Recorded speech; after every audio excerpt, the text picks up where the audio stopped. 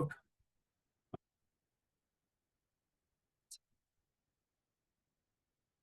So now that we have set that motivation, let's offer some preliminary prayers. So in the gold prayer book, let's turn to page 34.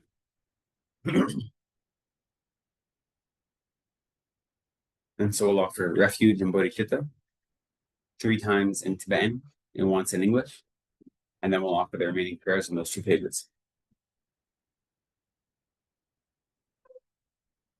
Sangye chiran soki chonam la tancho baru dagni kalsu chi dagi jinso gi pe sonam gi jola pinche sangye drupar cho sangye chiran soki chonam la tancho baru dagni kalsu chi dagi jinso gi pe sonam gi jola pinche sangye drupar cho sangye chiran soki chonam la dantu bardu dagni kapsu ki dagi jinso gi pe sonam gi jola pinche sangye drupar cho.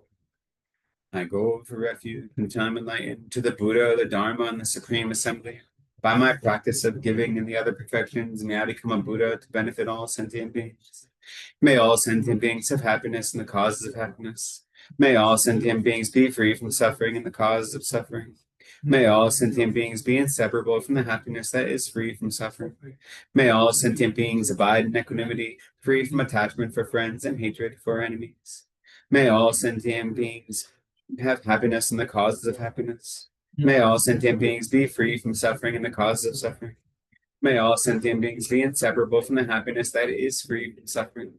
May all sentient beings abide in equanimity, free from attachment for friends and hatred for enemies. May all sentient beings have happiness and the causes of happiness. May all sentient beings be free from suffering and the causes of suffering. May all sentient beings be inseparable from the happiness that is free from suffering. May all sentient beings abide in equanimity, free from attachment for friends and hatred for enemies. Reverently I prostrate with my body, speech, and mind. I present clouds of every type of offering, actual and imagined. I declare all my negative actions accumulated since beginningless time and rejoice in the merit of all holy and ordinary beings. Please remain until the end of cyclic existence. Turn the wheel of Dharma for living beings. I dedicate my own merits and those of all others to the great enlightenment. And so we'll offer a mandala offering once in Tibetan and then once in English.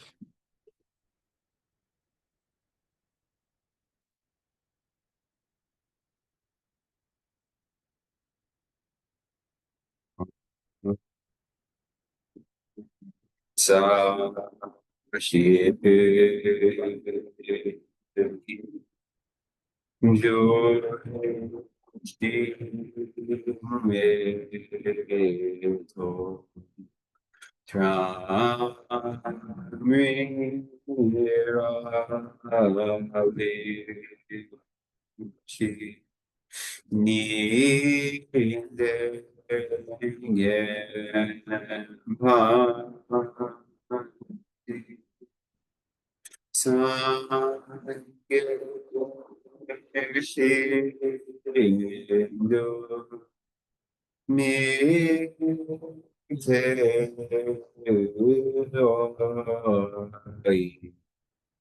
do yo ke nama da chi lam chi ha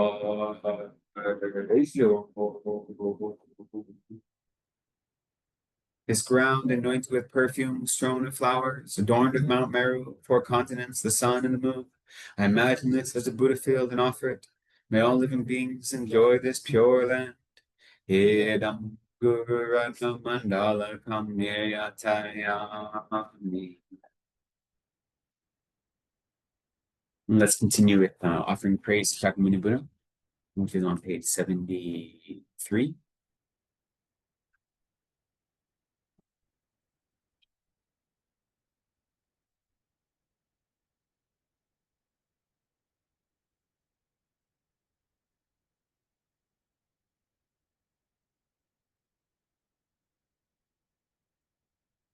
To the founder, the endowed, transcendent destroyer, the one gone beyond, the foe destroyer, the completely perfected, fully awakened being, perfect in knowledge and in good conduct, Sugata, knower of the world, supreme guide of human beings to be tamed, teacher of gods and human beings. To you, the completely and fully awakened one, the endowed, transcendent destroyer, the glorious conqueror, subduer from the Shakya clan, I prostrate, make offerings, and go for refuge. To the founder, the endowed, transcendent destroyer, the one gone beyond, the foe destroyer, the completely perfected, fully awakened being, perfect in knowledge and in good conduct, Sugata, knower of the world, supreme guide of human beings to be tamed, teacher of gods and human beings. To you, the completely and fully awakened one, the endowed, transcendent destroyer, the glorious conqueror, the subduer from the Shakya clan, I prostrate, make offerings, and go for refuge. To the founder, the endowed, transcendent destroyer, the one gone beyond, the foe destroyer, the completely perfected, fully awakened being, perfect in knowledge and in good conduct, Sugata, knower of the world, supreme guide of human beings to be tamed, teacher of gods and human beings. To you, the completely and fully awakened one, the endowed, transcendent destroyer, the glorious conqueror, the subduer from the Shakya clan, I prostrate, make offerings, and go for refuge. When, O supreme amongst humans, you were born in this earth, you paced out 7 strides and then said, I am supreme in this world. To you who are wise then, I prostrate. With pure bodies, form supremely pure, wisdom ocean like a golden mountain, fame that blazes in the 3 worlds, winner of the best, Lord, to you I prostrate. With the supreme signs, face like spotless moon, color like gold, to you I prostrate.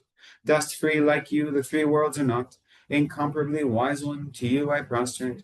The Savior having great compassion, the Founder having all understanding, the field of merit with quality like a vast ocean. To you, the one gone to thusness, I prostrate.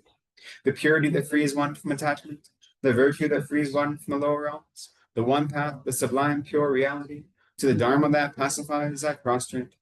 Those who are liberated and who also show the path to liberation, the holy field qualified with realizations, who are devoted to the moral precepts. To you, the sublime community intending virtue, I prostrate. Homage to the Supreme Buddha, homage to the Dharma refuge, homage to the great Sangha, to all 3 ever devout homage, to all worthy of respect, bowing with bodies as many as all realms, atoms, in all aspects, with supreme faith I pay homage. Do not commit any non-virtuous actions, perform only perfect virtuous actions, subdue your mind thoroughly, this is the teaching of the Buddha. A star, a visual aberration, a flame of a lamp, an illusion, a drop of dew or a bubble, a dream, a flash of lightning, a cloud, see conditioned things as such. Through these merits may sentient beings attain the rank of all seen, subdue the foe of faults, and be delivered from samsara's ocean, perturbed by the waves of aging, sickness, and death.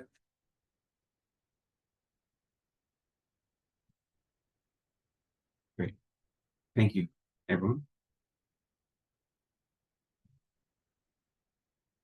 So, as we mentioned, this is our final class in this series of how to establish a daily practice. And I know that speaking to the other teachers, we've kind of taken different approaches to the class. So it's been a little bit of a potpourri for you.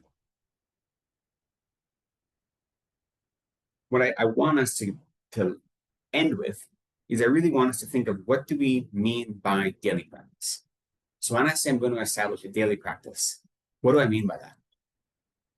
So any of you, what do you, when you say your daily practice, what are you talking about? Anyone? Well, you can say it in 2 ways. One is what you do on the cushion, Mhm. whatever meditation, prayers, or Okay. Yeah. or what do you or prostrate from.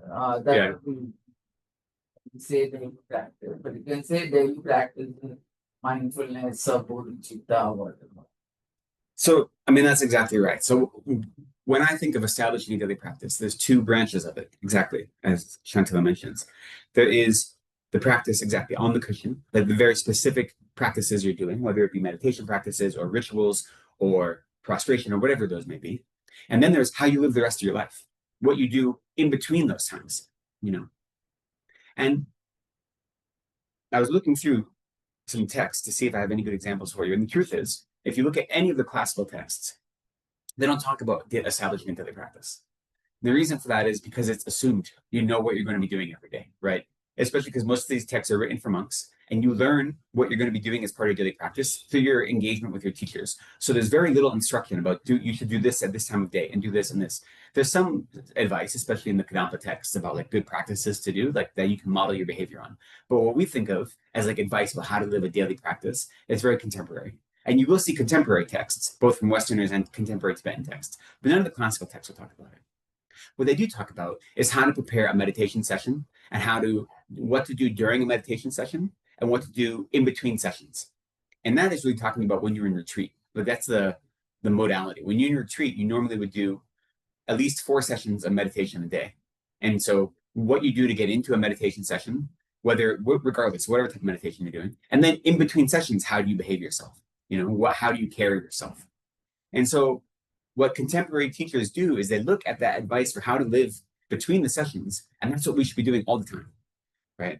If we think of our life as almost an ongoing retreat, that's punctuated by living in the world. So we can think of our daily practice in those 2 ways.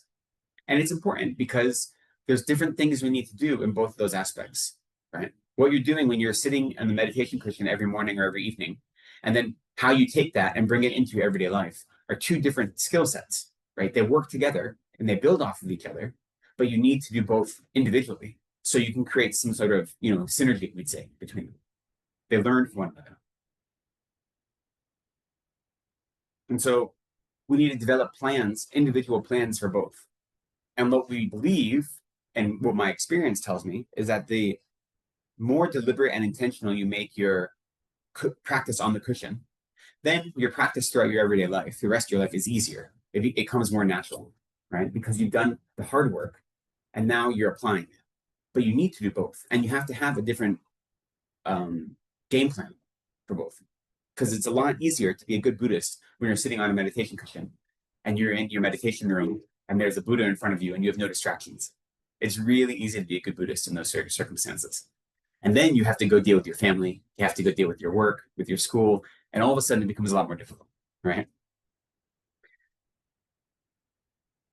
And so when you think of that, then I want to think of, in your own life, if we say that your daily practice is really everything you do, right? Your daily practice, your daily Buddhist practice is how you live in the world. Then think, what is my daily practice? How am I living this philosophical ideal that I am trying to study and put into practice, right? Just think to yourself a little bit, like, what is my daily Buddhist practice? And is it what I want it to be? Is it actually making my life more meaningful, or is it like almost like a hobby, So we need to think, what is my practice? What constitutes my own daily practice? And then along with that is, what is the purpose of it? Why are we doing this? Like, that is a critical question. Why am I studying the Dharma?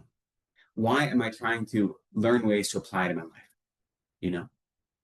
Especially when it feels difficult. Why am I doing this? When it's asking extra things of me, when they're like, I could be reading or listening to music or watching TV, and instead I'm going to go meditate for 30 minutes. Why am I doing that? What is my goal? My short-term goals and my long-term goals. So we obviously, in the big picture, we say, yes, I want to become a Buddha to benefit all sentient beings. And that's great. That is the right motivation. It's very easy to say that. To realize that is difficult, right? It's easy to say that in one breath, and then when someone criticizes you, you snap it. I mean, I do. I can't speak for any of you, but I know for me, it's very easy. So trying to actually say, what is my long-term goal? What am I trying to do with my life in a way to make my life meaningful? And how is the Dharma giving me the tools to do that? So when I do my focused practice every day, what is the goal of that? And then what is the goal of applying it? So I'd say in the big picture, right, our real goal is to find the ultimate bliss of Buddhahood for ourselves and others, to liberate all sentient beings from suffering, recognizing that we have to start with ourselves in order to benefit others in a transcendental kind of way, but we can do small bits of helping remove suffering right now as well. Both worldly suffering we can focus on now, but our goal is to eliminate all suffering. So that is the goal. But what does that mean? What does it mean to achieve the bliss of Buddhahood? That's a good question. What does Buddhahood look like? I was debating with a classmate yesterday. We're talking about we're at a section where we're debating how all the different Buddhist philosophical systems understand the two truths, ultimate truth and conventional truth, and how the omniscient mind of a Buddha apprehends phenomena. And when you start like thinking what an omniscient mind actually does, it's really, really weird. Like it's really hard to wrap your head around. Like it's really easy to give a definition or to explain it, but to really wrap your head around what does it mean to understand all phenomena directly simultaneously is hard, right? And that's what Buddhists do. And so, yeah, I mean, that's what I mean by all phenomena, right? All three times in all three directions, all phenomena that exists, Buddhists understand it all simultaneously, directly. But trying to wrap your head around that is difficult because it's so far away from us. So then what does it mean to become a Buddha? Like, what is this goal that we're trying to actually achieve? And I think if we want to boil it down, we can look at the very last line of the prayer we just recited, the last prayer we recited, right? The very last line says, what are we being delivered from samsara's ocean that is perturbed by what? Aging, sickness, and death. So these types of suffering exist for all beings in samsara, aging, sickness, and death, right? And these are the types of suffering that Buddha saw when he did his chariot tour, when he left his castle, or when he left his kingdom, right? Aging, sickness, and death. These are unavoidable as sentient beings. And what we're doing in the pursuit of Buddhahood is to actually be free from those. That aging, sickness, and death are no longer going to hold onto us with any sort of fear or any sort of reality. And not just us, but all sentient beings, right? That is the big picture. When we say Buddhahood is bliss, is never-ending bliss, that's what it means, is that we are free from all that suffering. So we have to keep that in context. And we have to keep it that kind of context, because if you don't have that big picture, that may not affect your everyday practice. But if you don't have that big picture, it's sometimes hard to find the motivation, right? And having that big picture is really helpful. So when Mhm. I know it doesn't say that, but I'm still asking. Would it also mean that you go through aging, sickness, and death without being blissfully, without being, Mm-mm-mm. you So know, if you achieve Buddhahood, then you have no aging, sickness, and death, right? As a Buddha, you're free from samsara. And those are sufferings that are part of samsara as a Buddha. For us who are still in samsara, our goal is exactly that, is that we experience all the sufferings of samsara without a mind that grasps onto them as being the end of the world, and with a mind that is able to be content or even blissful as it experiences difficulties, because it recognizes those difficulties are opportunities to purify negative karma and to move closer towards Buddhahood. So in our lives, yes, for ordinary sentient beings, we look at these ordinary illness, sickness, death, and all the other many sufferings we have, right? And we learn a way, or we develop a mind that allows us to experience them without becoming distraught. So that is definitely our goal for this life. But that is the goal for our living right now. But then piggybacking on that is always the goal of becoming a Buddha eventually, so that we don't even have those sufferings at all. right. So then I have another question. So what does an omniscient mind do then? What does an omniscient mind do? It is able to understand all phenomena.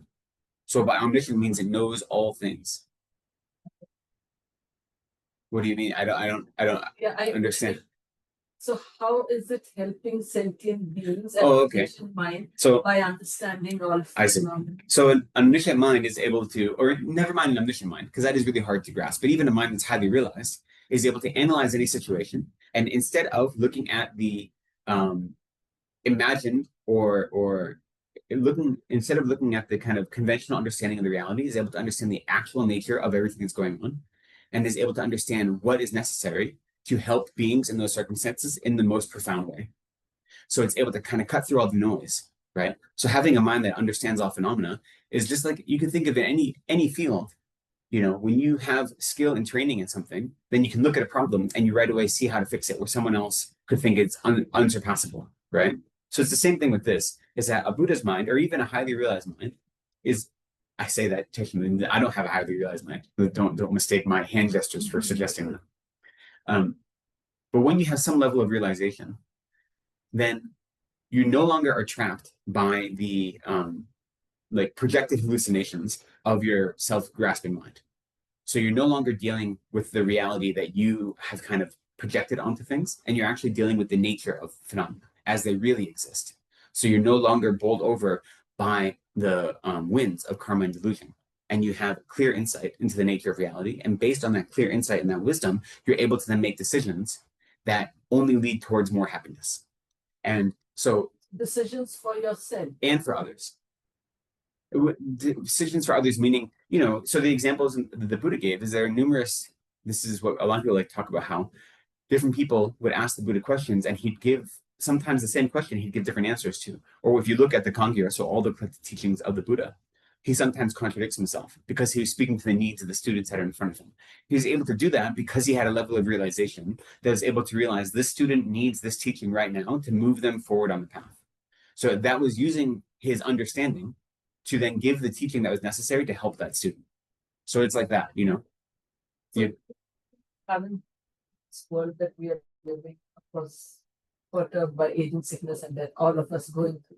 So you think there are omniscient minds or whatever, highly realized minds helping us and directing us? You think there are? I do. Yeah. I mean, we have His Holiness Dalai Lama, and then there are other teachers that I have that I believe are Buddhists, and so like that. Not the Buddhist world, but outside of the Buddhist world, also there might be. I think it's possible. Again, it's possible that all of you are Buddhists, and I'm the only one left not being a Buddha, right? Like Buddhas are able to project whatever they need to project in order to help sentient beings, right? So there have definitely been Buddhist teachers, contemporary Buddhist teachers, who say that it's possible for a bodhisattva or for a Buddha even to present as a non-Buddhist if that is able to help people and move them closer to Buddhahood, And so you look at someone like Archbishop Desmond Tutu, who is an Episcopalian bishop, right, or Anglican bishop. So he's not a Buddhist, best friends with Dalai Lama, or he was best friends with His Holiness Dalai Lama. And you look at the work he did, both like helping end apartheid in South Africa, but then also just spreading love and joy and understanding, right, around the world. And that is hugely beneficial to people. So whether or not he is a bodhisattva that is taking the aspect of being a Christian, I don't know. But definitely by him practicing Christianity in the way he did, he helped other sentient beings because they needed that teaching in order to benefit them. It's like His Holiness says whenever he teaches in the West and he gives like a public talk. So when he gives like a specific like a Buddhist initiation, that's different. But when he's giving a public talk, he always says, it's not my job to make more Buddhists. Most people are going to, whatever religious culture that they grew up in, if they practice that, that will let them be the best people, the best person possible. Because the whole point of this life is to be a good person, to develop a good heart, and to help other beings. And for most people, whatever cultural or religious environment you grew up in, that is going to be your best chance. But then some people, maybe, then you can convert to Buddhism if that way didn't work for you. But he's like, it's not my job to make more Buddhists. So I'm just going to teach you what I know from my experience. So that's how he approaches it when he's teaching in very large non-Buddhist audiences. And so I definitely believe that there are Buddhists who have taken different aspects to teach us in this life. And we don't know all of them, And because the difficulty is, if there's anyone that tells you they have all the answers and that they're an omniscient mind, you're not going to believe them, right? That's not in this day and age, that's not a useful, well, I guess some people will believe them, unfortunately, but most of us won't believe them, right? That's not a useful way to display yourself. So His Holiness Dalai Lama displays now in a 90-year-old body who has aches and pains, who has had numerous surgeries, because that is giving us an opportunity to relate to him. He's also displayed like changing his mind about things, the way he's taught about certain topics. He's changed over the last couple decades, and so that is modeling for us a way that we can be Buddhists and have someone to look up to. So I still believe he's an omniscient being, that nothing he does is mistaken, but he does things in a specific way because that's what we need as students. And I don't have any doubt that there are others like that in the world that I may not have met, and they may not be showing the aspect of being a Buddhist. Like that's definitely possible. What's important for us is whenever we're engaging with others, we always have an opportunity to learn something from any sentient being, right? Whether they are a Buddha in disguise or not. Even if all we're learning from them is we observe them and see how they are creating more suffering for themselves. And so we are learning a way we don't want to be. Even then it's an opportunity to learn. So whenever you're engaging with anyone, you can learn something from them. And even if they're not a Buddhist, but they gave good advice, you can take that advice and say, okay, does this make sense with my Buddhist understanding of the world? Maybe I have to tweak it a little bit, but we can learn something from everyone. One of my best friends who just recently passed away was a bishop in the Celtic Orthodox Church of all churches. And for him, he converted to Celtic Orthodox Church very late in life, in his 60s. He'd been part of a pre-Vatican Catholic group beforehand that he got kicked out of because he refused to acknowledge that their leader was having direct communication with God. So then they kicked him out because the leader of the group got dementia and decided he was receiving direct communications from God. And since it was pre-Vatican, so it wasn't actually part of the Catholic Church, it was before the Vatican Council. So this guy that was in charge of this community, he was like the boss. So if you didn't agree with him, you were out. So they kicked him out. And he had 2 pairs of robes, and that was it. He was 60 years old. He'd been doing it his whole life because he didn't want to sign a piece of paper saying that his teacher had, or his leader was having direct communications. And then he met this Celtic Orthodox group, and he joined them. And that's when I met. He was teaching at Harvard. And I asked him, what do you mean? Like, you just joined? Like, you've been one religion for 60 years. And he's like, yeah, that doesn't matter. He's like, that's inconsequential. This is what matters. You know? And so you go into his room, and he had photo of Lama Yeshe on his wall. He taught Lama Yeshe's text in his class because one of Lama Yeshe's texts is translated to French, and he taught theological French. So he would have his classes translate Lama Yeshe's text into English as part of the coursework. And then he had all these different Hindu saints on the walls of his house. And you just go in his house, and he's like, it's all the same for him, you know? So I learned so much from him. And we have fundamentally different, soteriological ideas, right? But the heart of our philosophy, in many ways, overlaps, right? So I think I think he exhibited everything to me that would suggest he was Buddhist, right? Even though he wasn't Buddhist, right? So I think they exist. And we can learn from everyone, regardless of that. But that's a good question because it goes into this idea of we're living our everyday life. We have to find a way to bridge our specific practices, right? Our on the cushion practices, let's call them, with how we live our everyday life. And so the first part is we have to develop an understanding of what's the purpose of our practice. And so, like I said, our purpose of our big practice is to be able to be free from suffering for ourselves and for others, the 2 purposes of self and others.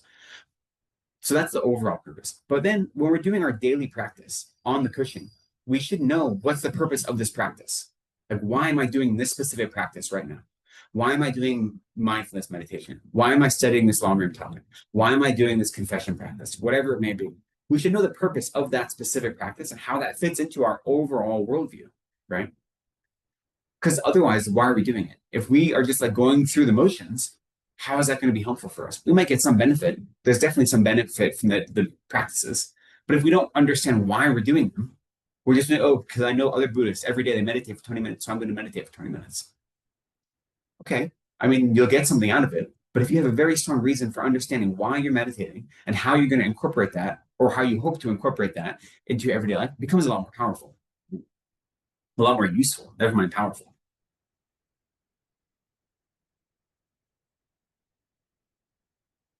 So thinking of that, one thing I don't know if this is maybe it's a little depressing, but the truth is the practice never ends. Until we're Buddha, it never ends, right? And it doesn't really get easier either. There are some things that get easier. And then as they get easier, then you find new ways to poke yourself and make them harder again. You find new borders to push against, right? And that doesn't mean you don't have happiness and you don't have joy. The more I practice, I've become a much happier person, a much more calm person. Everything about my life has improved 100-fold since I started practicing Dharma. Yet there are new obstacles every day, right? So some things get easier, like meditating gets easier, sure. Like once you learn how to meditate, you've done it for a while, it gets easier. You get into a groove. But the practice itself is never ending. We're always, until we become Buddhists, we're moving towards Buddhahood every day, step by step, right? And so that can be a little depressing. But for me, it's also motivating because it gives me something to always work for. And it also gives me the chance to realize that it's not like I have the goal of Buddhahood and that's the only goal. There's nothing else before that. It's not black and white in that way. You know what I mean? That it's a continual measure of progress. That every day I'm getting a little better, a little better, a little better. If my only option was complete suffering or Buddhahood, then that seems impossible, right? Because it's so far away.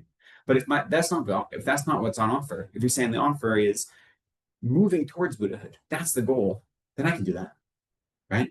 And so that motivates me in that way, to know that there's always more practice to do, that whatever suffering I'm experiencing now, there is a way that I can be free from it, even temporary suffering. So as we talk about a daily practice, or it's important to think that we mean both the specific practices we do during the day, whether it's in the morning or the evening, and those generally are done to help train our minds, to strengthen our minds, and then how we incorporate those into the way we live our lives. Those are the two aspects of our daily practice, the meditation sessions and then the time between sessions. And then once we understand that, then we say, what is the purpose of our time on the cushion? What are we doing? And that is useful just to think about, especially when you're given advice to, meditate on different long-term topics, or meditate on this, meditate on that. Okay, you say, well, if I meditate on the 8 verses of thought of mind transformation, why am I doing this? Like, what is the benefit of this? Or if I'm going to spend a month meditating on perfect human rebirth, why am I doing this? Right? And being confident in the reason for it is really helpful.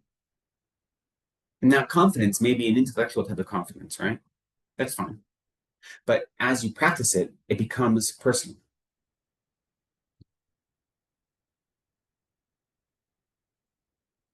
What you realize is so much of the Buddhist practice is about protecting our minds. We can't really protect our bodies. I mean, we can to some extent, right? We buckle up when we're in the car and we wear a helmet like this. But there's only so much we can do, ultimately, because we're sentient beings. What we can do is protect our minds. And so this goes to, as we were saying earlier, we can't avoid aging, sickness, and death, but we can avoid looking at them as being the worst thing in the world and getting an illness or having any of these experiences and letting them disturb our minds, right? That is something we can do in this life. I don't know if you've met people, but for instance, when Geshe Tsuga, so Geshe Tsuga was the Geshe at Kurukula Center in Medford, the FPMT Center in Medford, which is outside of Boston, that I started attending and then teaching at and working at when I was in grad school. And when I joined there, he'd already been in the US for, I think, 2 decades or something. And about 6 months after I joined, he announced he had liver cancer. And he lived with liver cancer for about 2 years, not taking any Western medicine, doing Tibetan medicine only. He went to the Western doctors, did all the scans, and then he sent them to His Holiness's doctor in Dharamsala, who then told him what Tibetan medicines to do. But the whole time he had liver cancer. And by the end, he was very, very weak, as you can imagine, right? By the end, before he showed the aspect of passing away. It's very skinny, very, very weak. And he gave teachings up until a few months before he passed away. But you never saw him upset by it, the state of his body, the state of his health, any of these things. Now, start teaching less and sleeping more and those kind of physical signs. So as he got closer to the end, originally he would do 2 teachings a week, and then his nephew took over one of them. So he's only teaching once a week like this. So he did accommodate for his body, right? And also, things like certain incense would cause him to have nausea. So there are certain incense we didn't burn anymore because it caused him to have nausea. So there were things that we did to accommodate because his body was dying. But the thing is, he couldn't avoid his body dying. What he could avoid was being upset by it emotionally and grasping onto his body and onto this life as it was the only thing that mattered. So his body was declining 100%. And he was slower on all of the physical things he had to do, but he never let that upset his mind, right? And so for us students, we'd see him come into the teachings even 3 months or so before he passed away, and he would still do prostrations. And it would take him 5 minutes to do 3 prostrations, but he would still do them because that was more important to him, right? So you've seen, I don't know if you've seen examples like that, but you definitely see people who are sick who deal with it well, and see people who are sick and deal with it not well. And the ones who deal with it not well generally have a worse time of it. Even if the physical sickness is the same, they create more sickness, right? So part of our practice is learning how to protect our mind from that. Because we can't protect our bodies, not in the big picture, but we can protect our mind from adding more suffering.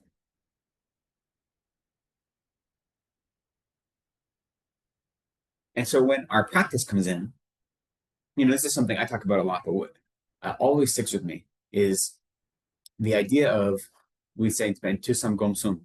So study, contemplation, and meditation, right? These three aspects. Whenever you're engaging new material, you first have to learn the new material through study or through hearing it, technically as a translation. And then once you learn this new material, you contemplate it. You try to understand it from all different sides. You try to get rid of all your doubts on it. You try to have some sort of confidence in it. You investigate it. And then once you have some level of confidence, maybe not 100%, but some level, you incorporate it into your meditation so it becomes inseparable from your mind, right? And you develop a deeper understanding of it that isn't intellectual, but is an emotional understanding, right? So that's the aspect of meditation. I think of these three things all the time. Whenever I'm engaged in any material, that I have this process of learning new things, trying to understand it, and then trying to make it inseparable from my mind. And so when we think of our daily practice, that is a part of it. Constantly going through, studying new material, learning why is this important. So that's part of the contemplation. Is like, why is meditating on perfect human rebirth or death and impermanence? Why is that important to me? If you don't have any belief that this is useful, if I just say these are the long-term topics, you should study them, that's not going to convince you to actually practice them, right? And you might meditate on them, but you don't have any emotional connection to them. So you do the contemplation to say, why is this important to me? And then you meditate on it, and then it becomes part of your life. So I try to bring these three, study, contemplation, meditation, into everything I do. And it's an important thing to bring into your daily practice, I think, because it gives your daily practice a framework that is helpful, at least is helpful for me. It also shows that there are different levels of understanding, and there are different levels of focus on material or on topics. And there's different levels of practice. When you have a topic that is brand new to you, maybe the first thing you have to do is just study that topic. You're not meditating on it. That's your type of practice, is study, is read whatever teachings you can find on it, whether it be contemporary teachers or classical teachers, or listen to teachings, or do any of these things, right? And that is how you bring it into your practice, is you spend 10 minutes every day reading this text on this topic. And then you start meditating on it. Well, it depends on the topic, but the whole idea of it is once you have some understanding of it, then you meditate on that, you focus on your understanding and try to make that understanding inseparable from you understanding the world. So then it depends on the topic. So let's say compassion. You're meditating on compassion. So then now you've just studied about compassion. You understand that we define compassion as being the wish for all sentient beings to be free from suffering and all the causes of suffering. So then you start meditating first on what does that look like in my life? How many opportunities do I have every day where I engage with other living beings in such a way that isn't actually focusing on them being free from suffering, but something else?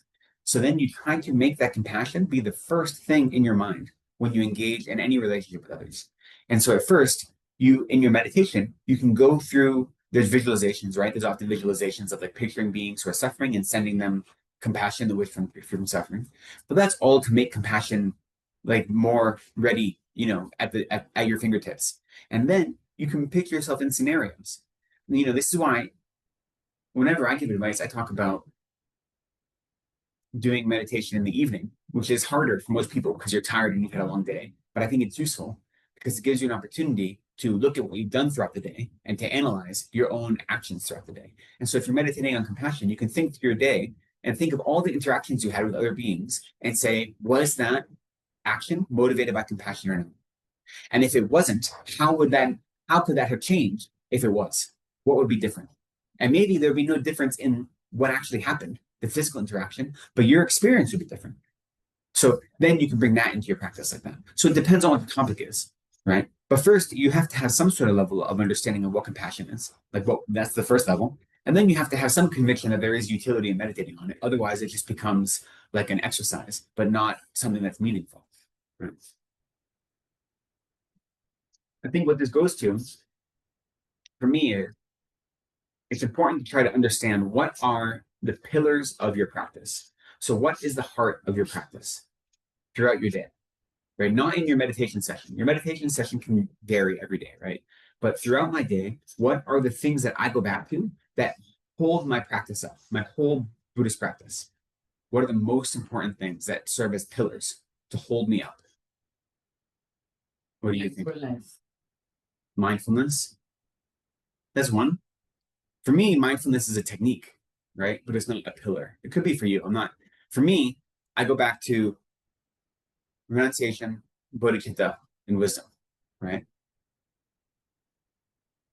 So for me, when I think of renunciation, I'm also thinking of getting rid of the self-cherishing mind, especially renouncing samsara, renouncing the suffering of samsara. Bodhicitta, I'm thinking of how am I working to benefit others? And that compassion is also part of bodhicitta, obviously. And then wisdom is, am I engaging in the situation as it really exists, or am I engaging in what I'm projecting onto the situation? Right? So we call these the three principal aspects of the path, right?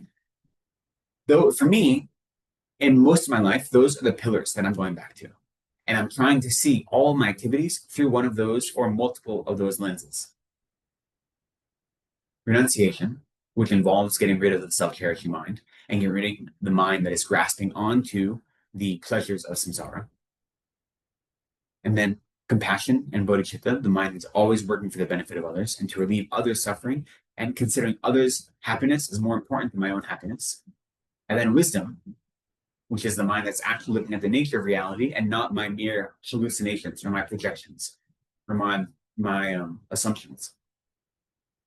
But when practically, is it how important is it to have a session in which you're sitting on a cushion and doing some kind of prayer or meditation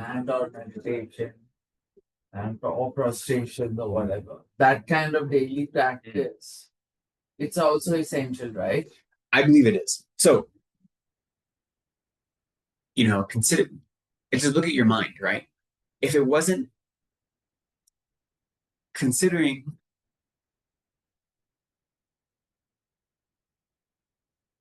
since we're samsaric beings, we have bad habits that we've been following since beginningless time of self-grasping and self-cherishing.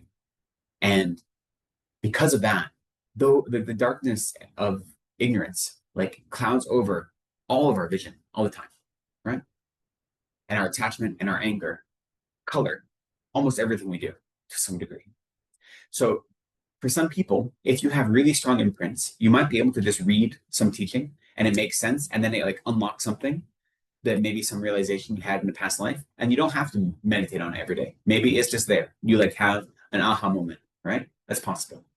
For most of us, that's not the case. And so the reason we have to have, it's really critical to have a daily practice where you are on a cushion every day, a metaphorical or a literal cushion, is because you need to train your mind out of these bad habits. And so part of that, and as Shantana mentioned, mindfulness, for me, I don't think of mindfulness as a pillar of my practice because I think of pillars as like philosophical ideas, but mindfulness is 100% critical for actually being able to understand the nature of my mind and to understand what my mind is doing. If I don't have any degree of mindfulness, then I don't notice when my emotions are overwhelming me, when I'm acting out of ignorance or attachment, Just this last week, I had a number of moments where I was getting really frustrated about something, and it was valid frustration. Like the situation, I don't want to give any specifics, but the situation was valid that I was being treated poorly. Yet my frustration was because I have a self-cherishing mind that doesn't want to be treated poorly, right? So it was me being, like, it doesn't matter how valid it is that I was being treated poorly. Like I was creating my own unhappiness because I want something else, right? That's one of the 8 worldly dharmas. And I was just running right after it. And I realized that, which was very fortunate. It didn't make it easier to like not want to be treated not poorly, but So you need the meditation practice because our habits are all in the opposite direction. When you read the Lojong teachings and the Kadampa teachings, they say that if you actually practice these teachings, then a worldly person will look at you and think you're a crazy person. What it means to live a really spiritual life is so discordant with the way everyone else lives that you need to put effort into it. Most of us. There are some uncommon people who may not have to. But so mindfulness is a foundational practice because without mindfulness, we don't know that we're out of control, right? And then you use that mindfulness as a tool to then examine your emotional state, to examine how you engage with others, to examine what delusions are operating at any given time, right? And so in your daily practice,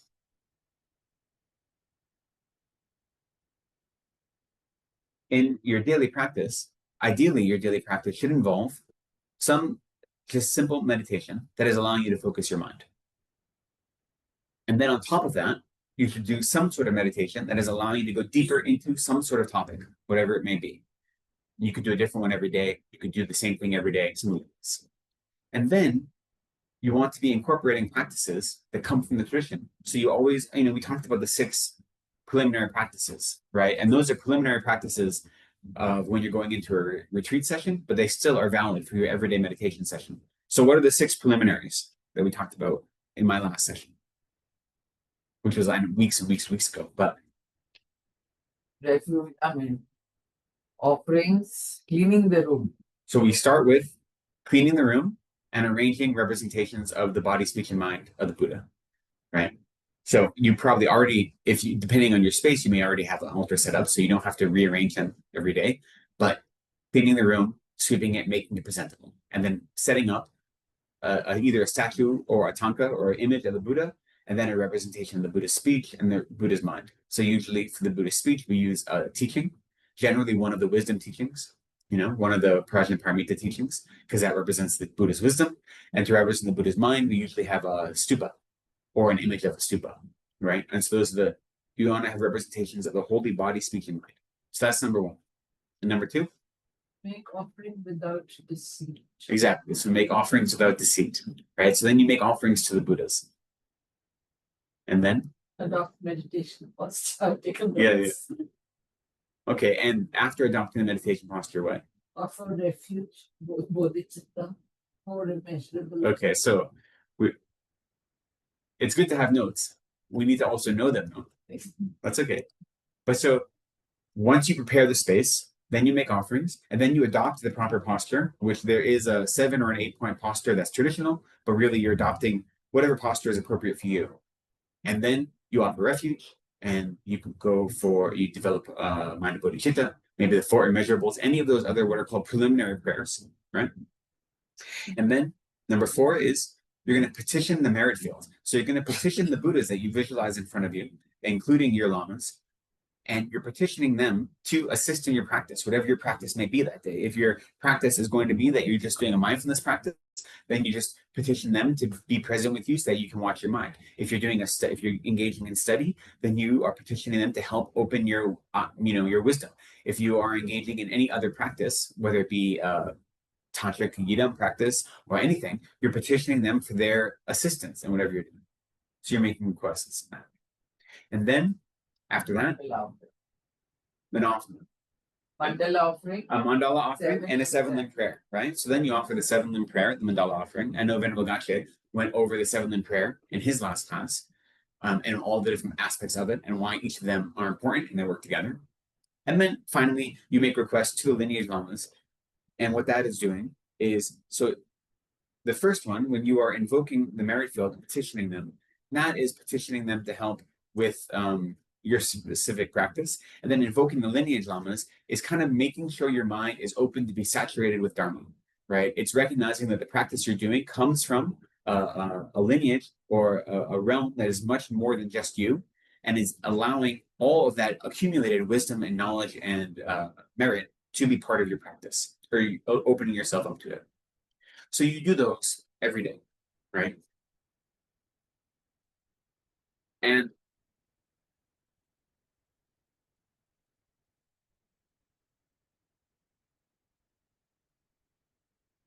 And so the reason you need to do those or a similar practice is because if you want to just tame your mind, that isn't Buddhist, right?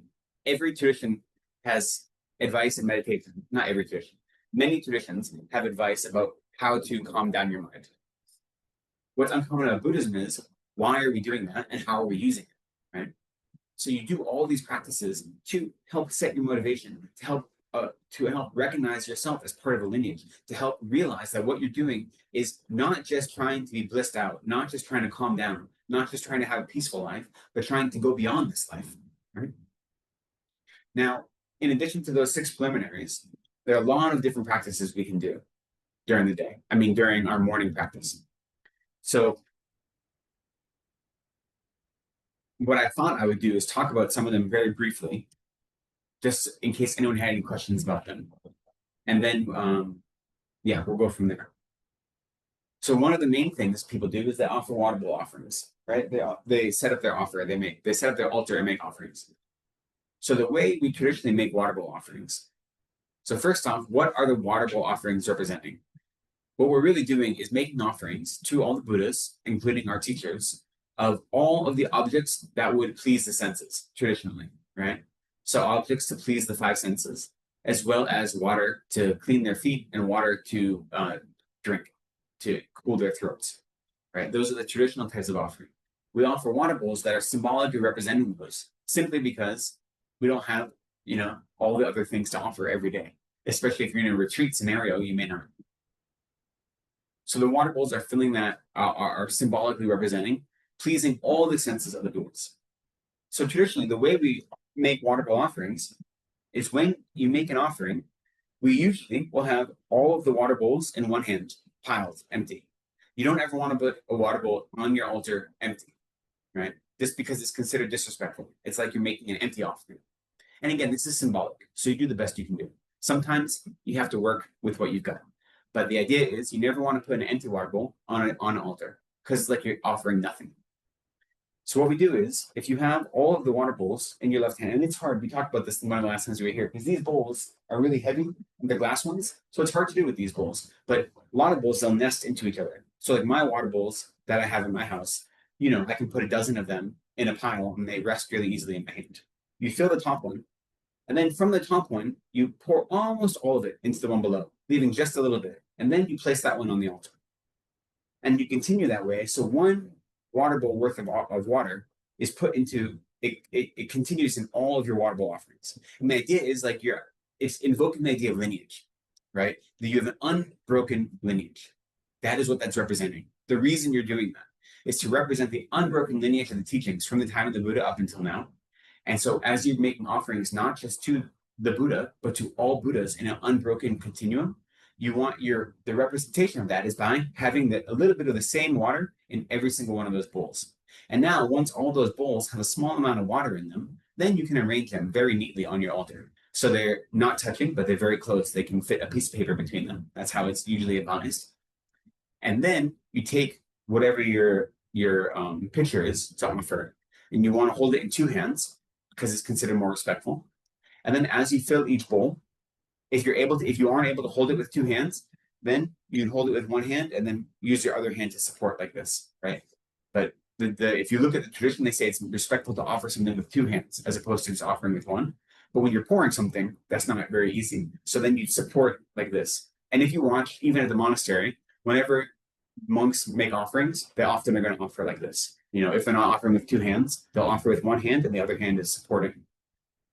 So then as you pour each water bowl, you recite Om Ahum, and that is a consecration mantra. So that's consecrating. It's the symbolic transformation that is no longer just water, but you're transforming it into this offering substance. And so there's actually a really wonderful FPMT book about how to do water bowl offerings. So if you want more detailed instruction, you can get that book. But in general, that's the practice. And once you become a habit of it, then this is an opportunity for you to make offerings to all Buddhas every day. And then from there, you can learn the offering cloud mantra and recite that, and that multiplies your offerings, right? So, Om Namo Bhagavate Benzasar Pramadana Tathagateya Arhate Samek Sambuddhaya Taitam Om Benzamaha Benzamaha Teja Benzamaha Vidi Benzamaha Buddhi Hida Benzamaha Buddhi Mandapa Sampramana Benzasavakrama Avarana Vishdana Benzaswaha. That mantra we're taught is called the offering cloud mantra. So as you recite it, whatever offerings you've laid out, and then whatever offerings you imagine, then multiplying infinite times. Right? And that sounds like a long and complicated mantra. Once you just do it a few times, I don't know how it's going to be different for you. It becomes that you get a rhythm of it. I promise. It's not that hard. It just seems hard at first. So you start your day with offerings. And for me, the idea, I start every day. Every day I start with offerings. Now I'm going to be honest. I'd love it if the first thing I did in the morning was set up my altar. It's not. It is make offerings to my puppies because they're bothersome and annoying. So literally the first thing I do when I get up every day is I prepare food for them because they are around my ankles and getting in the way if I don't. So they get the first offering. But then as they're doing that, then I set up my altar as the second offering. And the really only reason for that is if I didn't give them theirs first, I wouldn't be able to do the second because they just get in the way. It's a practical situation. What about the cat? The cat has disappeared, so we no longer. Jigjema, the cat, is no longer part of my daily routine. But if you just take a step back and then you say, okay, since I want to come to this Buddhist practice from a 21st century perspective, then I say, what's the purpose of doing offerings? Like, yes, I understand that this water is symbolic and that I'm by offering it to like the statue of the Buddha, I'm offering to all Buddhas. Okay, whatever. That's symbolic. But then so why am I doing this? Like, what's the purpose of making offerings every day? Especially what's the purpose of doing it in the morning every day? Like, what's the benefit of that? And so for me, by starting my day by making offerings, what it's really doing is, again, like what's the purpose of making offerings in general? It helps combat your own stinginess, your own greed, right? Your own like grasping onto things as wanting things for yourself.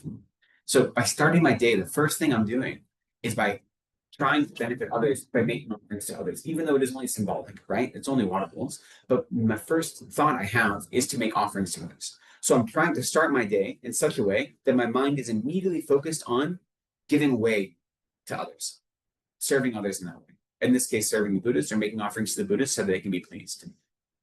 But by doing that, I'm trying to turn my mind away from my own greed, my own stinginess, my own natural proclivity for self-cherishing. So it's important to do it. And if you don't have the space to do a whole set of water bowl offerings, then you just offer one. There's a great story of Milarepa, who only had one water bowl, and he only had one bowl rather. And so he would offer that bowl in the morning, and then at lunchtime he'd take that bowl down and he'd eat his nettle soup out of that bowl, and then he'd clean it, and then he'd offer it again. Right? So you deal with whatever your circumstances are. If you don't have a lot of space and you can't do a whole row of offerings, then you don't. You do what you can do. Or, traditionally we say there are 7 offerings that we lay out, the 5 sense objects and then the 2 waters.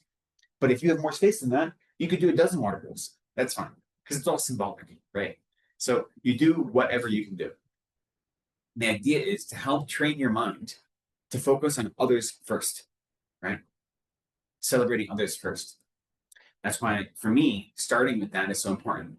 But if I hadn't done the work to really convince myself of that, then it's just a habit. It's just a hobby. Okay, I'm going to put water bowls out.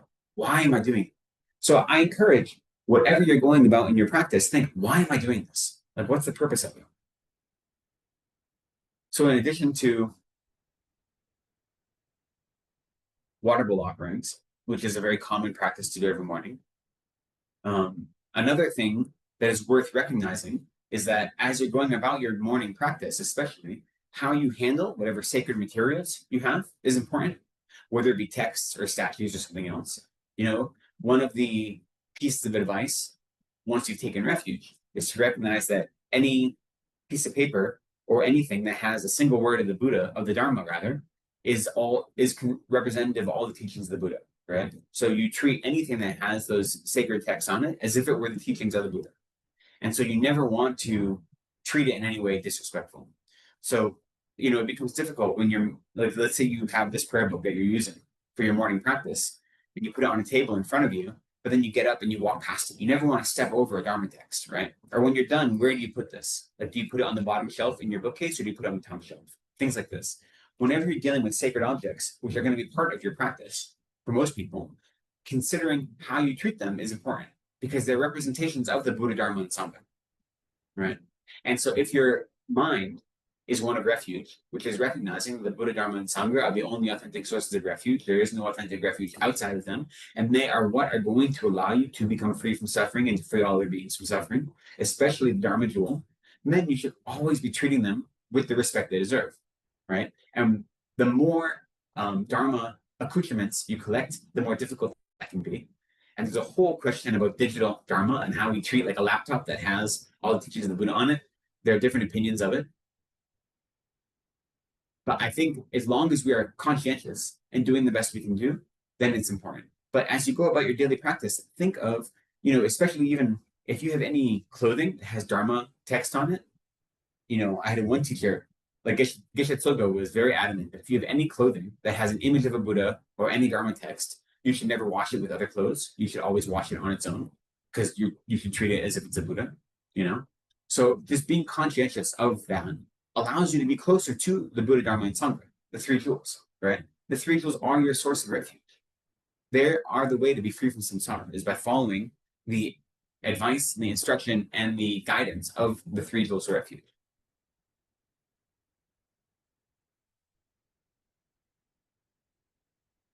Now, another common practice that is important to do every day is to renew your bodhisattva vows, right? And now you would normally do this when if you're doing the 6 preliminaries, when you generate the mind of bodhicitta, you simultaneously would renew your bodhisattva vows. And the easy way to renew your bodhisattva vows is to recite the 14-line bodhisattva prayer 3 times, and that is one way to renew them, right? It's interesting. You look at,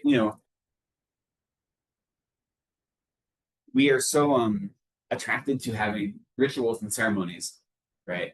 And I know people want to go for refuge and have a refuge ceremony. It's important. And they want to be able to take bodhisattva vows and go through the bodhisattva vow ceremony, and it's important. But sometimes a lot of these are just kind of made up. And what I mean by that is, was it last year or maybe the year before? My friend Nick Rebush, who runs the Lama Yeshe Wisdom Archive, he gave me a copy of Lama Yeshe giving bodhisattva vows in Kopang, like in the 70s. And he wanted to know what the text was he was using, because he was reciting in Tibetan and Nick couldn't understand it. And so I looked at it, I listened to it rather, and I realized what he was reciting was, I think, like 3 or 4 verses that come from the 6-session Guru Yoga that you do if you've taken Tantra, High Soga Tantra. There's one common practice you do called 6-session Guru Yoga that is by Wonka Rinpoche, and there's also one by Gyalten Rinpoche. There's a couple different, but he was reciting verses from that. Like it wasn't a special ceremony. He had just taken the bodhicitta verses out of that, and then he had the students repeat them 3 times and do the correct visualizations. So then I started talking to some geshes, and I said, wait, isn't there like a common like ceremony to take bodhisattva vows? And like, no, not really. Like there's all these different prayers to generate bodhisattva, to generate bodhicitta. And so the teacher, Sangavi, and there's some another text there are texts to do it, but there's no one way to do it. It's really, you're just developing like you do a prayer that has to do with generating bodhicitta, and you visualize that the bodhicitta is being given to you from the Buddhas in front of you, right?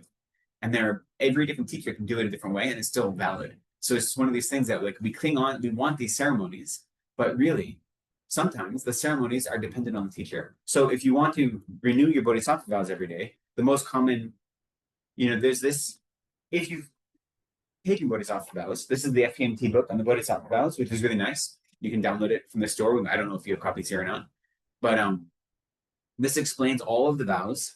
There are 18 root vows and 46 branch vows. So it explains all of them with a little commentary by Lama Zopa Rinpoche on some of them.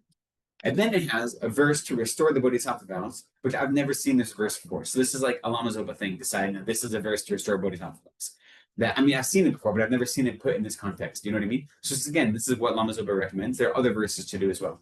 What isn't in here, which is very strange to me, is the most common 14-line prayer to generate bodhicitta. I don't know why it's not included in this. I believe if you look at the book that is on Tantra vows and bodhisattva vows, there's one book that has both of those. I think the 14-line prayer is in that. But so the 14-line prayer is, I take refuge in the 3 jewels. I confess all individual misdeeds. I rejoice in the virtue of all transmigrating beings, and I embrace the mind of enlightenment. To the Buddha, Dharma, and the Supreme Assembly, I go for refuge and become enlightened. In order to fulfill the aims of myself and others, I will generate the mind of enlightenment.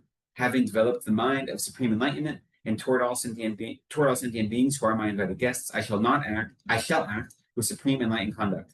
May I become a Buddha to benefit all transmigrating beings. So is this an extension of the 4-line prayer that we say at the beginning of every class, right? It's kind of like that, but it's made into 14 lines instead of 4. You recite that 3 times with the mind that you're restoring your bodhisattva vows. It's not just words, right? You're actually trying to generate bodhicitta, and you develop confidence that by reciting it, your vows have been restored. You do that every day, right? Because that reminds you that I'm not doing this practice for me, right? I'm doing this practice for all sentient beings. Bodhicitta is my North Star. Bodhicitta is what is guiding all of my activities. And I may not succeed at it all the time, right? It's hard to always put others before yourself, but that is my compass point that I'm always seeking out. So bodhicitta, trying to develop bodhicitta, trying to restore your bodhisattva vows, really important. Sorry, I'm not used to that prayer in English. That's why I stumbled over it a few times. And I often say how I stumble over the English a lot because I don't know the English. It's perfectly fine to do all these prayers in English, 100%. There's no problem in doing them in English, or if you have them translated into other languages as well. I do them in Tibetan because my teachers do them in Tibetan, so I get used to them in Tibetan, right? And there is some benefit to doing them the way your teachers do them because you have some sort of connection to that lineage, right? But the more important part isn't the words. It is the mind that is accompanying the words. So if doing prayers only in English without any melodies or any tunes is what is best for you, that's perfectly fine. There's nothing wrong with it. Sometimes when you're able to do them in Tibetan, then there's a melody that goes with them. And for me, sometimes that melody, it makes it stickier, if that makes sense. Do you know what I mean? So I appreciate that, but that's how my mind works. It may not be yours. So don't worry about doing things in English, and it's not less valid. It's perfectly valid. The important part is your mind, right? I'm going to stumble over English for a lot of these things just because I'm not used to it. But that's just because I live at the monastery where like English does not come. I do a lot of my practices in English though, just because I can do them faster. Like some of my tantra practices, I'm just used to doing them in English because I learned them that way. And so I do like half my practices in English and half in Tibetan. Prayers, I do almost all in Tibetan. But some of my visualizations where they have like complicated instructions, I do those in English. So you do whatever works for you. Also, you understand Tibetan. If like someone like me who doesn't understand Tibetan, then it's hard for me to develop a mind. Yeah. Because they are just sounds. Exactly. Well, and that goes to like some of these practices, when you've done them enough. So like the 4 lines of bodhicitta that we do, right, in the beginning, that we do in Tibetan, you know what that means, right? Because we've done it so many times in English. And so even though you don't know what the Tibetan words mean, since you've done it in English, since you've seen the translation, and since you've done it over and over and over again, and it's only 4 lines, so you've done it so many times, it's already there, then you can do it in Tibetan and know the meaning already, right? So sometimes your practice can get to a place like that, where then you can start doing the Tibetan because you do know the meaning. But I agree, at first, it's just syllables. It doesn't mean anything. It's hard to develop the minds that go with it. So you want to recognize what is going to make your practice strongest, right? So if that's English, then that's English. That's great. That's no problem.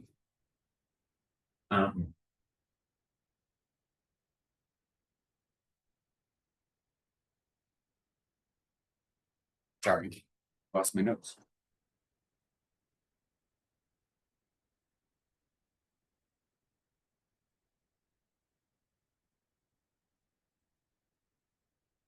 Okay.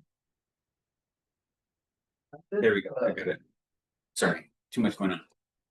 So other common practices in the morning, we do mindfulness practice. We set up a water bowls. We renew our bodhisattva vows. Is really important. Then a common practice is doing confession to 35 Buddhas. Sometimes people like to do this in the evening. Some people like to do it in the morning. This is also called the general confession, or it's called the Sutra of 3 heaps.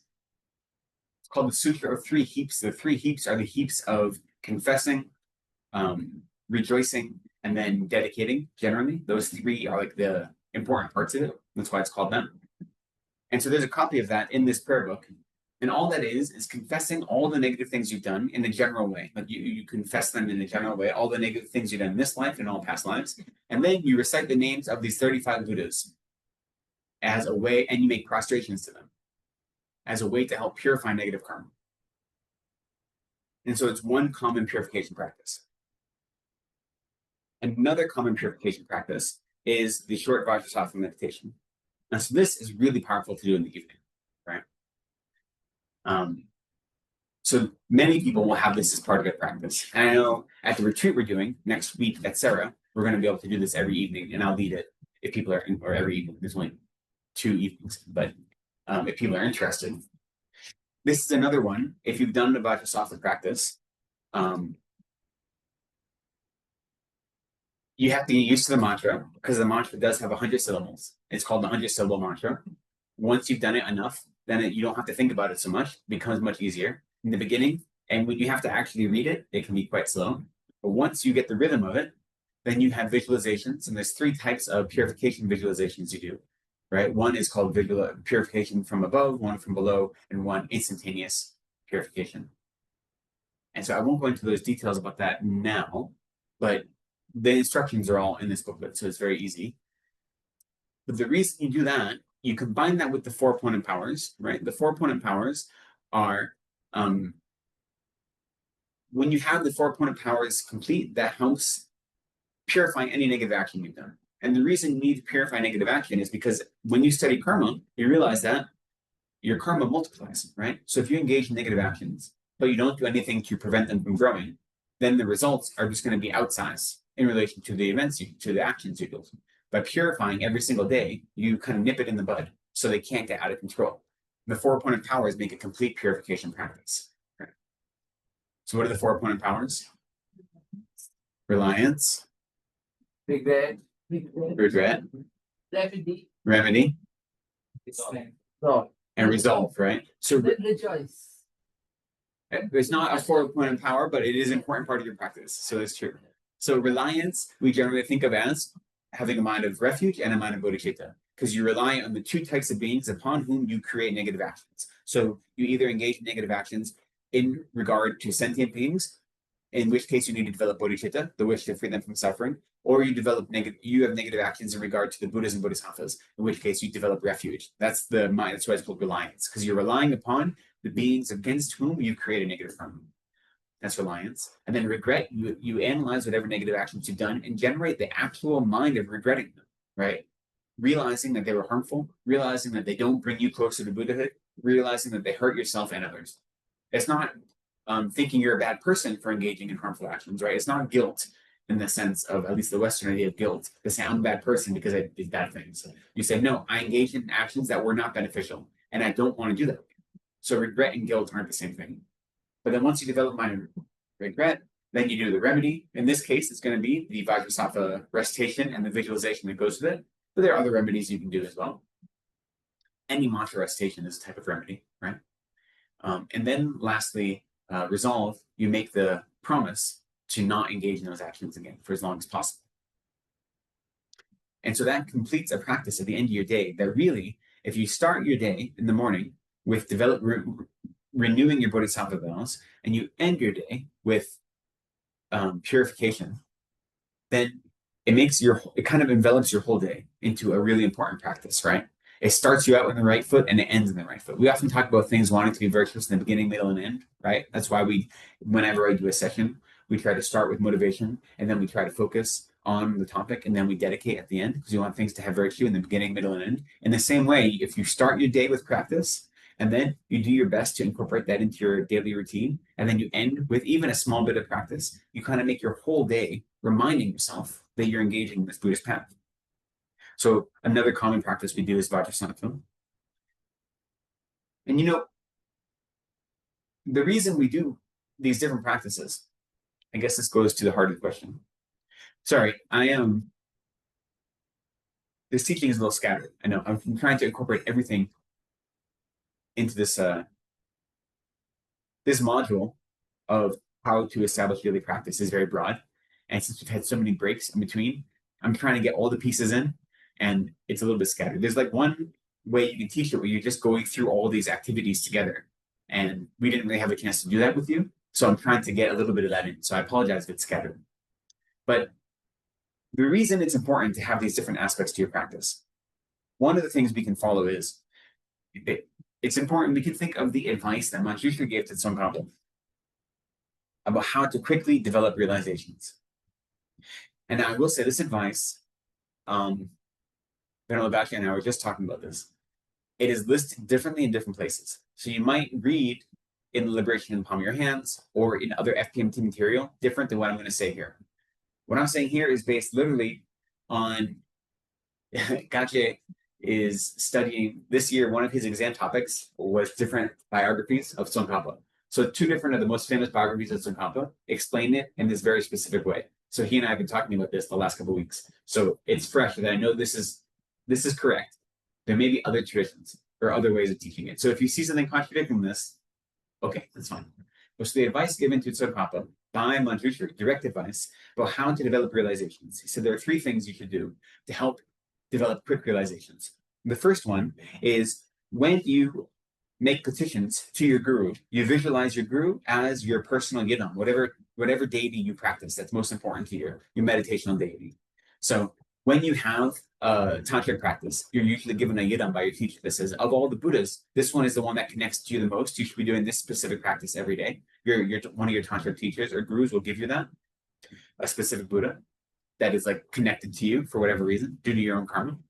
But even if you don't have that, instead of just making petitions to your guru, you visualize your guru as a Buddha, whatever Buddha you're meditating on, right? So if you're doing a meditation on Shakyamuni Buddha, then you visualize your guru as Shakyamuni Buddha. If you're doing a meditation on Chenrezig, Avalokiteshvara, the Buddha of compassion, you visualize your guru as that. So when you're making petitions for their advice, for their guidance, for their help, for their benefit in any way, you're not just making petitions to your guru, but your guru as indivisible from the Buddha that you are meditating on. Right. So that's the first piece of advice he was given. When you make petitions, you don't just make petitions to your guru, but your guru indivisible from the meditational deity. Then the second is you constantly exert effort in accumulating merit and purifying negativity.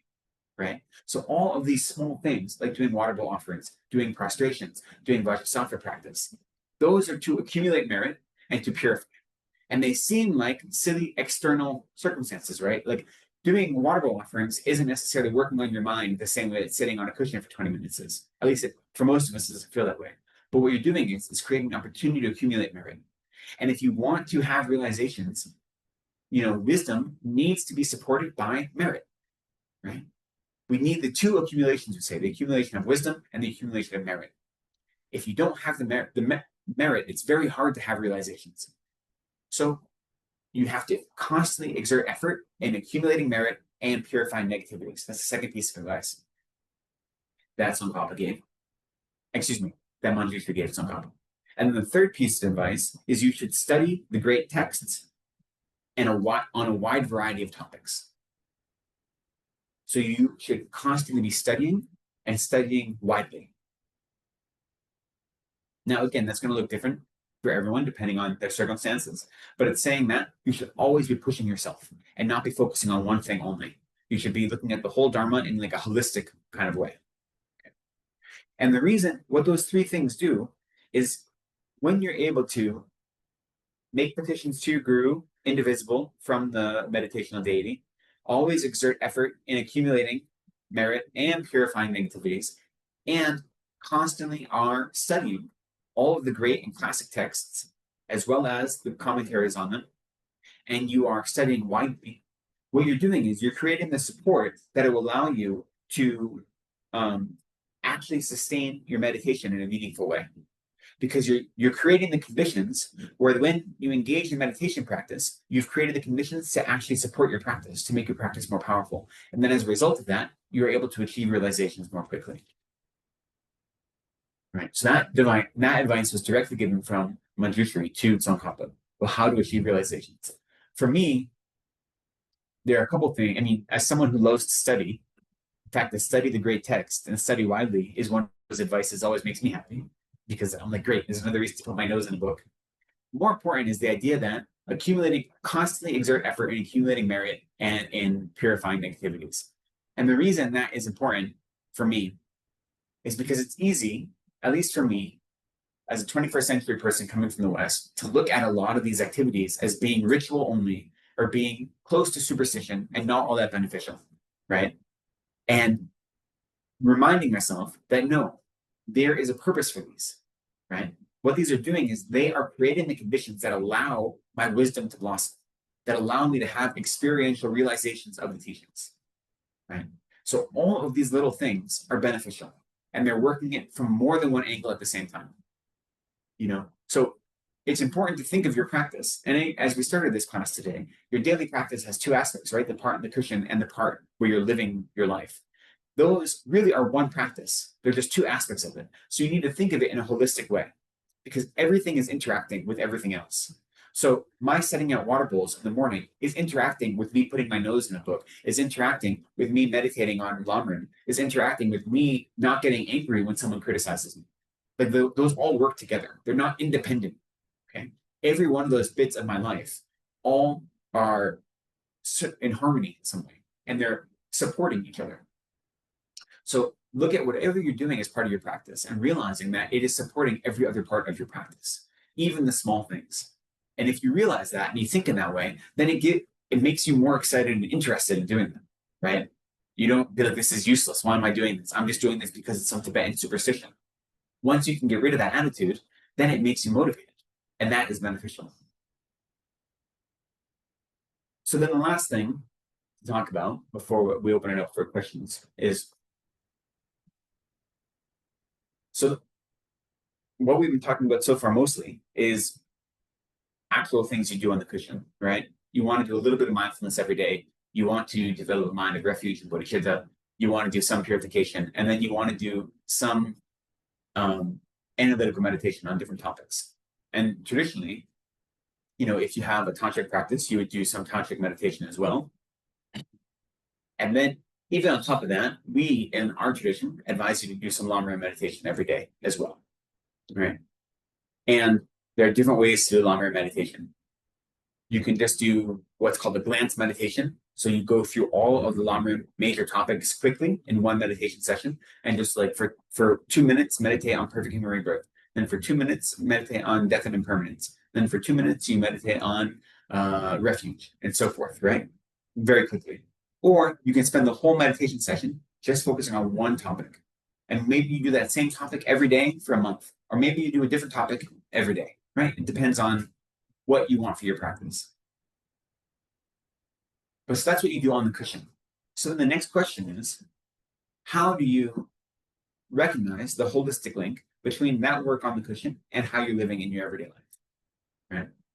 Because if you aren't exerting effort in your everyday life, you'll still see benefits, right? Even if you just develop mindfulness more strongly, you'll notice that as you go about your everyday life. Even if you aren't exerting effort, right? Because you've done the effort, you've already tamed your mind to some extent. So just think, if that like accidental mindfulness is there, if you actually are trying to make your time on the cushion, bleed into your everyday life, and you're being intentional about it, then it's that much more powerful. Now, being mindful throughout the day, it's not easy, but it's the easy thing to understand the benefits of, right? No matter what your job is or whatever work you're doing, having some mindfulness is useful for any worldly sense as well as spiritual. That's easy to understand, right? More difficult to understand is to see how ideas like compassion or renunciation or any long-run topics are helping you through your everyday life. So then there are different ways to try to make those topics personal. But the goal is you always need to you have to transform them from an intellectual understanding to a personal understanding, right? To an experiential understanding.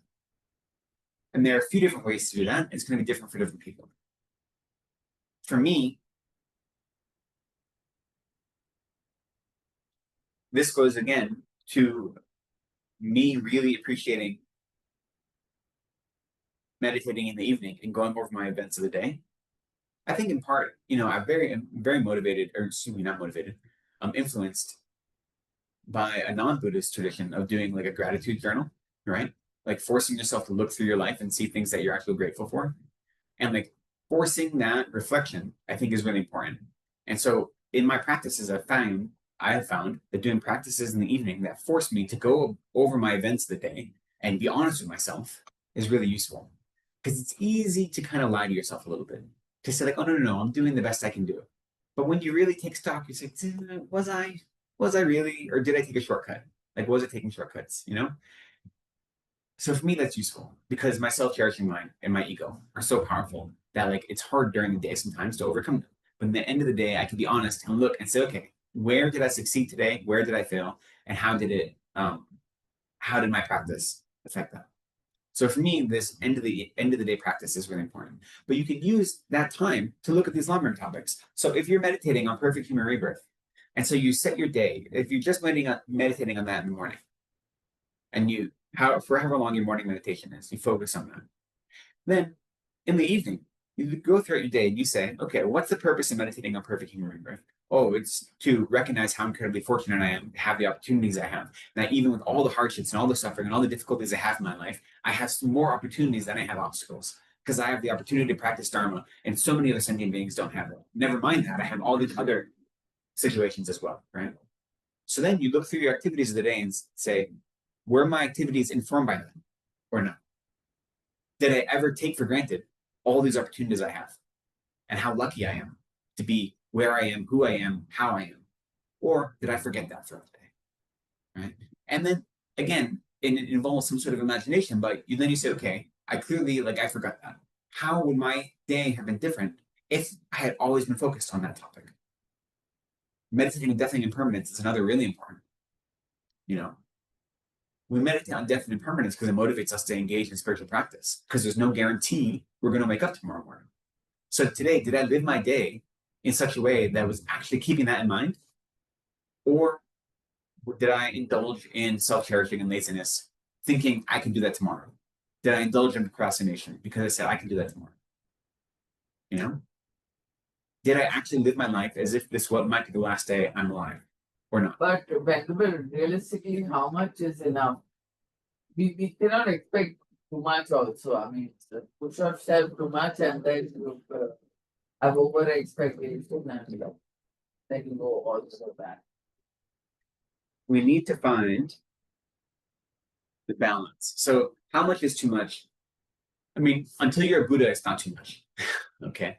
If I'm going to give the cheeky answer, the realistic answer is we should always be pushing ourselves, but we have to realize that we're human, we're suffering in samsara, we're samsaric beings. We're not going to be perfected Buddhists tomorrow. So we're doing the best we can do with the circumstances we have. And that's not always going to be meaning we make the perfect choice every time, right? And so we recognize that, and we give ourselves the grace to recognize we're not perfect, but we're doing our best. And then as a result of that, we always want to push ourselves, but we recognize that we push ourselves too hard, we're going to burn out, we're going to lose interest, it's going to be too difficult. Which is why even when you're developing a daily practice, we talked about this earlier in probably the very first class, you don't want to start going from no practice every day to doing an hour's worth of meditation every day. Even if you could sit right now and have a really beautiful an hour-long meditation, you don't want to start going at 60 miles an hour because it's very easy to burn out. Even if it feels great now, is it still going to be able to be something you can continue in a month, in 2 months, in 3 months? You're trying to establish a long-term practice, right? And so you ease into it. So you're always pushing yourself. You're seeing where your line of comfort and discomfort is and trying to go just put a little bit past that line. And then the more you practice, that line is going to shift, right? And so what you expect of yourself, whatever that means, is going to be different as your practice deepens. But you're right that you can't expect everything by tomorrow. Because if you do, you're just going to get exasperated. And it's also possible to then be very defeatist, right? And have this mindset that I'm worthless, why am I even trying? That's definitely possible. But you should always be pushing yourself. If you feel like you've got everything sorted out, then you're probably wrong. I won't say that for you. I'll say that for me. Whenever I feel like I've got everything going great, then I take a step back and I'm like, oh, that's just because I'm being lazy. That's really what's happening, you know? But in general, but the flip side of that is, I say that jokingly, because again, I love the Lojong practice, right? Where you're beating up your self-cherishing. The flip side of that is you need to rejoice in your successes. You need to rejoice in any success you have. Even if it is just that you decide, I'm going to meditate on mindfulness every day, 15 minutes in the morning. And it may be a hell meditation session every day, right? It may be really hard. You may be distracted the whole time, but you say, I'm going to do it. And so you sit that 15 minutes of meditation, even if it's really hard. And you don't feel like you're doing any work, but you've committed to do it. It's worth rejoicing in, right?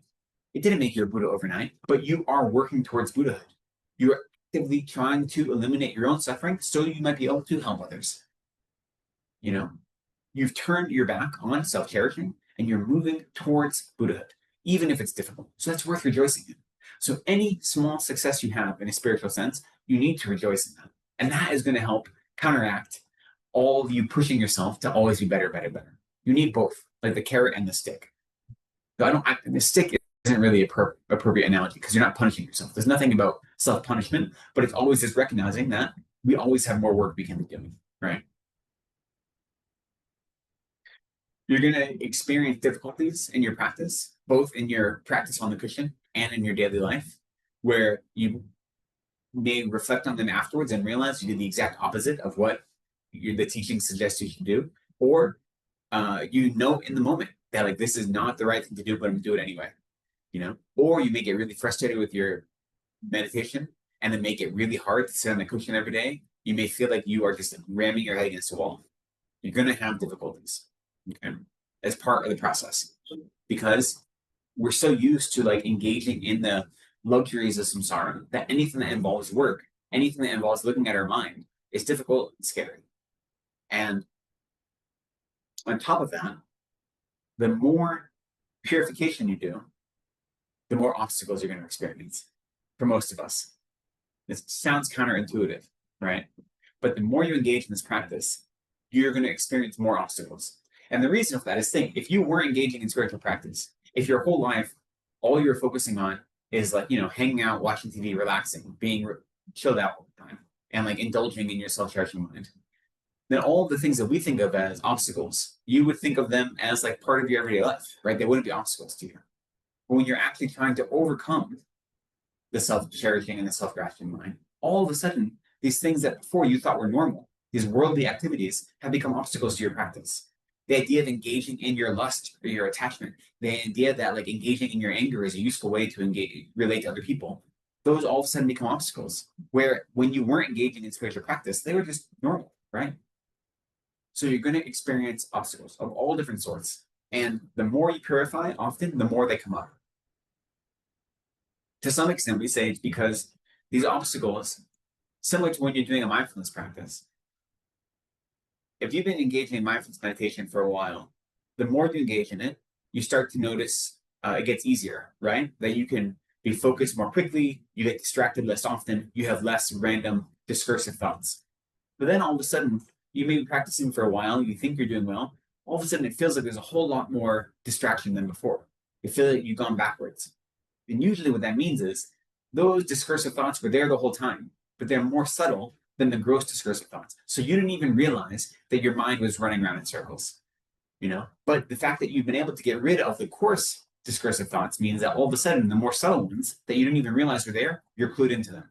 So it feels like you're going backwards, even though you're really going forwards. It's the same with many other obstacles, right? There are things that are obstacles to our practice, that are developing long-term happiness for ourselves and others, that we don't even think about. We don't realize we're missing them in our life, or we don't realize we're being affected by them until we've done some work on our own minds. And then all of a sudden we see these new obstacles that have been there the whole time. We just didn't recognize them before. So you're going to experience obstacles. So the first thing about obstacles is, one, being prepared for them, recognizing they're a normal part of practice. They're a normal part of living in samsara. Having to make hard decisions. For instance, this is beautiful cleaning of the center. Looks great. Part of the reason for doing it is we had to do a fumigation, right? Because there was a cockroach problem. Obviously, that's not a great thing to do, right? But at the center, how to make the decision that in order for the center to be functioning and to be serving the students in the best way possible, the center couldn't allow itself to be infested with cockroach. And it wasn't really infested. That's like a strong zone. So there's a rock and a hard place, right? The center management had to make a decision. And obviously, you don't want to have to do a fumigation. You don't want to do anything that harms any sentient being, even cockroaches. But you have to say, well, the goal is to make the center actually be effective to help students come closer to Buddhahood, to engage in Dharma practice, to study into these things. And this is an obstacle to that. So they have to make decisions. We have experiences like that every day where we have to make decisions and we aren't given a good options always. And we have to choose the lesser awful option and do it in the best way possible. Right? Set as strong of a motivation as we can and do the best we can given what our circumstances are. So you're going to meet those kind of obstacles during the day where there isn't a good answer. There's just a less bad answer, And so hopefully, if you can develop practice, then you can recognize that. You can lament that that is the situation, but then try to set as strong motivation as possible and do the least bad option that you can, That's going to happen. The advice, especially when you study Lojong practice, is that all of your obstacles can be brought into your path of practice. Every single obstacle can be part of your daily practice. You can transform obstacle into the path, is what it's called. One of the main ways is realizing that all of our suffering is due to past negative karma, and therefore our experience of suffering in this life is actually purifying negative karmas, preventing them from ripening in the future. Right? And so if I have a Dharma mind now, that means I have the emotional resources to deal with suffering in a way that I may not have in the future. So it's much better for me to experience this now than in the future when it may be more overwhelming for me. That's one way to go about understanding your experience of suffering in this life. And there are other ways when we study Lojong, mind training, how we can take all of our suffering and all of our obstacles and we transform them into our actual path of practice. So I won't go into that now, but there are teachings on that we can do in the future here in the center, or you can read some mind training texts on your own and do meditation in that regard. To recognize that your obstacles are an inevitable part of practice. If there weren't any obstacles, then we'd all become Buddhas, tomorrow. We have obstacles. We've created many of those obstacles for ourselves, and then some of them are just due to living in samsara that are outside of our control. And so we have to navigate. So if we are prepared for them and we have a strategy for how to navigate them, then that allows them to come up and not get in the way. Then you look at the examples of teachers like Atisha. When Atisha was in Tibet, he had one attendant who, at least the story goes, who was like a jerk and who was always criticizing him. And so a lot of his students were like, we should get rid of this attendant. And the teacher's like, no, like, how would I ever practice patience if I didn't have him criticize me all the time? If everyone just says how great I am all the time and what a wonderful teacher I am, how could I ever practice patience? So he was taking this, like, what everyone else looked at and said, this is disrespectful, this is harmful. And he's like, no, this is the most important part of my practice, having him criticize me, right?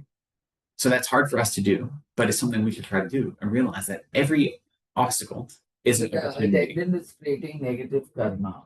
It's not encourage that. I'm just saying, because there is respect, not the person, Lama Atisha, but the Dharma and the qualities. That's true, but you should never be encouraging negative action from others just for your own personal benefit. Like if someone treats me badly, it gives me a chance to practice patience. Therefore, I'm going to encourage them to do that. There, right? That I agree. You should not ever encourage that. But sometimes you can't change it, right? Like I experience, criticism all the time, and sometimes valid, sometimes not valid, and I don't have the opportunity to change others' minds, right? So my response to that criticism is what I have control over. Now, if I have students who, try to follow my advice and I see them engaging in harmful actions, then I'll try to give them advice not to. I won't encourage their harmful actions just because it's going to benefit my practice, right? But most people don't want to hear my advice, believe it or not. So, really? Thanks. No, I'm just saying, no, I observed that certain places, certain people think it's good to disrespect as a form of doubt or questioning. But actually, it's a kind of bad habit. You know what I mean? And those people who question, they are given higher priority because they are said to be more intellectual. I mean, I'm just saying, in a very rough kind of way. So I appreciate that experience. Modern kind of idiom is going around. That has not been my experience all the time, but I do appreciate that and I do resonate with that to some extent. I think what's important for us and for me is to recognize the distinction between being skeptical and being cynical. And what I mean by that is I should be questioning things. I think the Buddha encouraged us to question things, not to just believe things because we're told them, even by gurus, right? Or once you develop the guru-disciple relationship, that's a little bit different. But by respected teachers, just because they say it doesn't mean you should believe it right away. You should question it. But there's a difference between being skeptical, which is questioning things and trying to understand them, and being cynical, which is saying, I know the answer and you're wrong. You know what I mean? Cynical is skepticism plus ego, at least in my mind. That's how I think of it. And I think a lot of what you're talking about, there's a lot of cynicism. I think cynicism is pervasive in the world right now. And I don't think that's healthy because cynicism is always, at least the way I understand cynicism, is inflating your own ego and prioritizing your ego, not your actual skeptical mind, but your self-cherishing mind is what cynicism is doing. But being skeptical, I think, is healthy. And His Holiness Dalai Lama also recommends it. He says one of the reasons he thinks that the Dharma is spreading so quickly in the West, especially, is because Westerners and people with Western educations are typically more skeptical than others. Like they have skepticism as part of like their cultural tradition. So being skeptical is useful as long as it doesn't involve your ego. When your ego gets involved and you become cynical, then it's harmful. And you're right, as a teacher or as someone who is in a role of authority, trying not to encourage that cynicism and trying not to reward people who are always being cynical is difficult, right? And trying to find the balance is hard. And it does sometimes often feel like the people that get the most attention are kind of the biggest jerks. And it's a hard thing to reckon with sometimes. I agree. So the best you can do, or the best I can do, is try not to be that kind of person, right? And to try to find balance. I also recognize sometimes teachers do things in ways that I don't understand, but since I respect them as teachers and I respect their practice, I recognize that they might be doing things that are just beyond my, like I can't understand their motives, doesn't mean they're not valid. So for instance, there was a nun who lived with us. There were two nuns that lived with us in Boston and had been there long before I got there. And one of them was kind of crazy and like destructive and like mean. And she presented really well to the students. Students liked her. Her way of teaching was really nice. She taught introductory classes, but then behind the scenes, she just did things that were like when Geshe Soga died, we found out that she had convinced him to sign away all of his possessions to her and make her the sole executive of all of his possessions and his will, not his nephew, not his family, but her. And then she wouldn't let anyone touch any of his things. And then as soon as we did, she put them all into storage and said, like, none of us have the right to even look at them, including his nephew, who was his heart disciple. She did things like that. So like, why?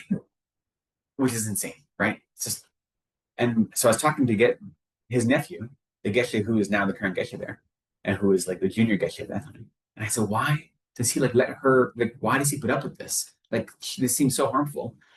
Like, why does Geshe Soga allow this? And he was just like, well, think of what she'd be like if she wasn't around Geshe Soga all the time. You know? Think of what she would be like if she wasn't around Geshe Soga all the time. Right? So what he's doing, it makes from our side seem like he's encouraging or allowing her to engage in this bad behavior. But really, at least one possibility is he is making her behavior so much better than it would be without him. Right? And I don't know that. I don't have the capacity to see what he's doing. But so teachers like that, sometimes they're doing things that from my perspective on the outside, they don't seem to make sense, or they seem to be encouraging bad behavior. But from the inside, people with more insight before they engage in those practices might be doing them for very valid reasons, right? That I just don't have the wisdom or the capacity to realize at the time. So my point in that is that I only know my own experience. And so to look at how a teacher or anyone treats someone else, I'm superimposing my experience on something that isn't my experience. You know what I mean? And so it's important to recognize that. And even if you say, well, that isn't how I would do it, I don't think that's beneficial. That doesn't have to contradict saying that that is maybe the most beneficial way that they can relate to those people, you know? So not engaging in judgment, basically. Trying to learn anything we can from the situation. Maybe he allowed her to harm him so that she wouldn't harm the rest of your... Yeah, we can think of a lot of different options, right? And my only point in bringing up that story is that, like, from the outside, it could look like he was allowing her to engage in harmful behavior, but really he could have been preventing a lot more harmful behavior that we just never saw, right? And since he's much more realized teacher and practitioner than I am, I'm going to trust that what he was doing was the most skillful way to engage in the situation, as opposed to like my uneducated, very like emotional response wasn't necessarily the best way, right?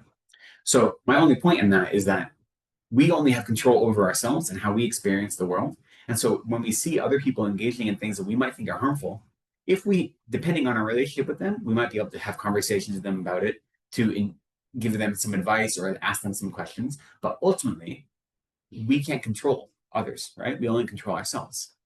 You know, they say being able to notice the faults of others is like having grains of sand in your hand, whereas being able to recognize faults, your own fault, is like having grains of sand in your eye, right? So being able to recognize a single fault in your own is much more beneficial than 1,000 faults of others, because you could have 1,000 grains of sand in your hand, and that doesn't matter. Having one grain of sand in your eye is really problematic, right?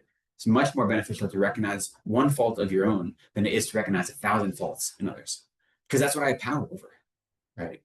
I know as someone who teaches the Dharma and has people that look up to them, of course, I can give advice if I see people harming others. But ultimately, me seeing anyone else's faults isn't benefiting my practice. And only if someone is willing to listen to my advice and comes to me asking for advice am I really helping them. It's very rare to have unrequested advice being taken seriously. Do you know what I mean? Like, and you not in the worldly sense. Someone says, "Hey, you should do it this way." How often are you like, "Oh, thanks, great, thank you"? You know, like I wasn't asking for your criticism, but I appreciate that you chose to give it to me anyway.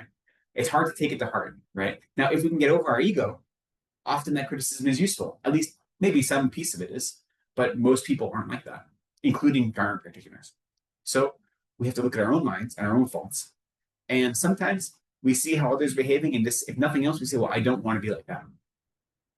And that was another piece for this nun, the way she was behaving. And I knew this is after I'd been given the advice to ordain. I talked to Geshe, the younger Geshe, because this is after Geshe Tsoga passed away. And I was just like asking whatever questions about this nun. And he was like, "Well, she's a good teacher for you because you know that you don't want to be a Sangha member like that. Like she's engaging, she's showing you behavior that you want to avoid. And therefore she's helpful to you, right?" And that's a really wonderful, for me, I was living at the center at that time, trying to do the SPC work. And I also had a part-time job and I was doing all these things. But that was really helpful to get that advice, which is really simple advice. But it's like, she is teaching you what you don't want to be. You don't have any way you can control her. You can't change her attitude. All you can do is look at her and say, "Okay, I see what she's doing that I think is causing harm. I don't want to do that." And the only way I'm able to actually engage in that practice is by observing my own practice and seeing how the things that she was doing or that others are doing that bother me, how are they really things that I'm doing, right? How am I seeing my own negative actions being reflected back at me? And the only way I'm going to see those things is if I take the time to look at my mind. If I take the time to develop a practice where every day I'm focusing on my mind, trying to develop my good attributes, and I'm trying to purify and get rid of my afflicted minds. If I'm not doing that work, I'm never going to see those things. If you don't do practice every day, or if you don't attempt to practice every day, then you're not going to have the mental fortitude or the emotional fortitude to actually look at your actions and diagnose them in a meaningful way. When you're sick, you don't just start taking medicine randomly, right? You need to say what is going wrong and how can I best treat this illness or this pain or this whatever it is. We need to engage in a regular practice to give us the tools to do that analysis. And then that practice also becomes the medicine. That's the beauty of it. The same practice. It's the analysis and the medicine, both. So we need to make our practice personal. It's not going to feel personal on the cushion. On the cushion, what you're doing is you're developing the intellectual understanding, and you're trying to make that intellectual understanding as inseparable from your mind as possible. And then when you go out into your everyday life, then you're actually testing to see if you've created a holistic understanding of the Dharma and if you're able to actually apply those lessons.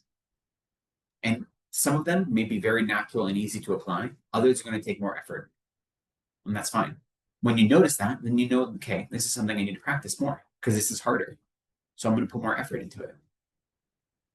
And all of the ancillary practices that may seem silly, that may seem like superstition, such as doing prostrations every day, or doing water bowl offerings, or doing incense offerings, or doing any of these other practices, they may seem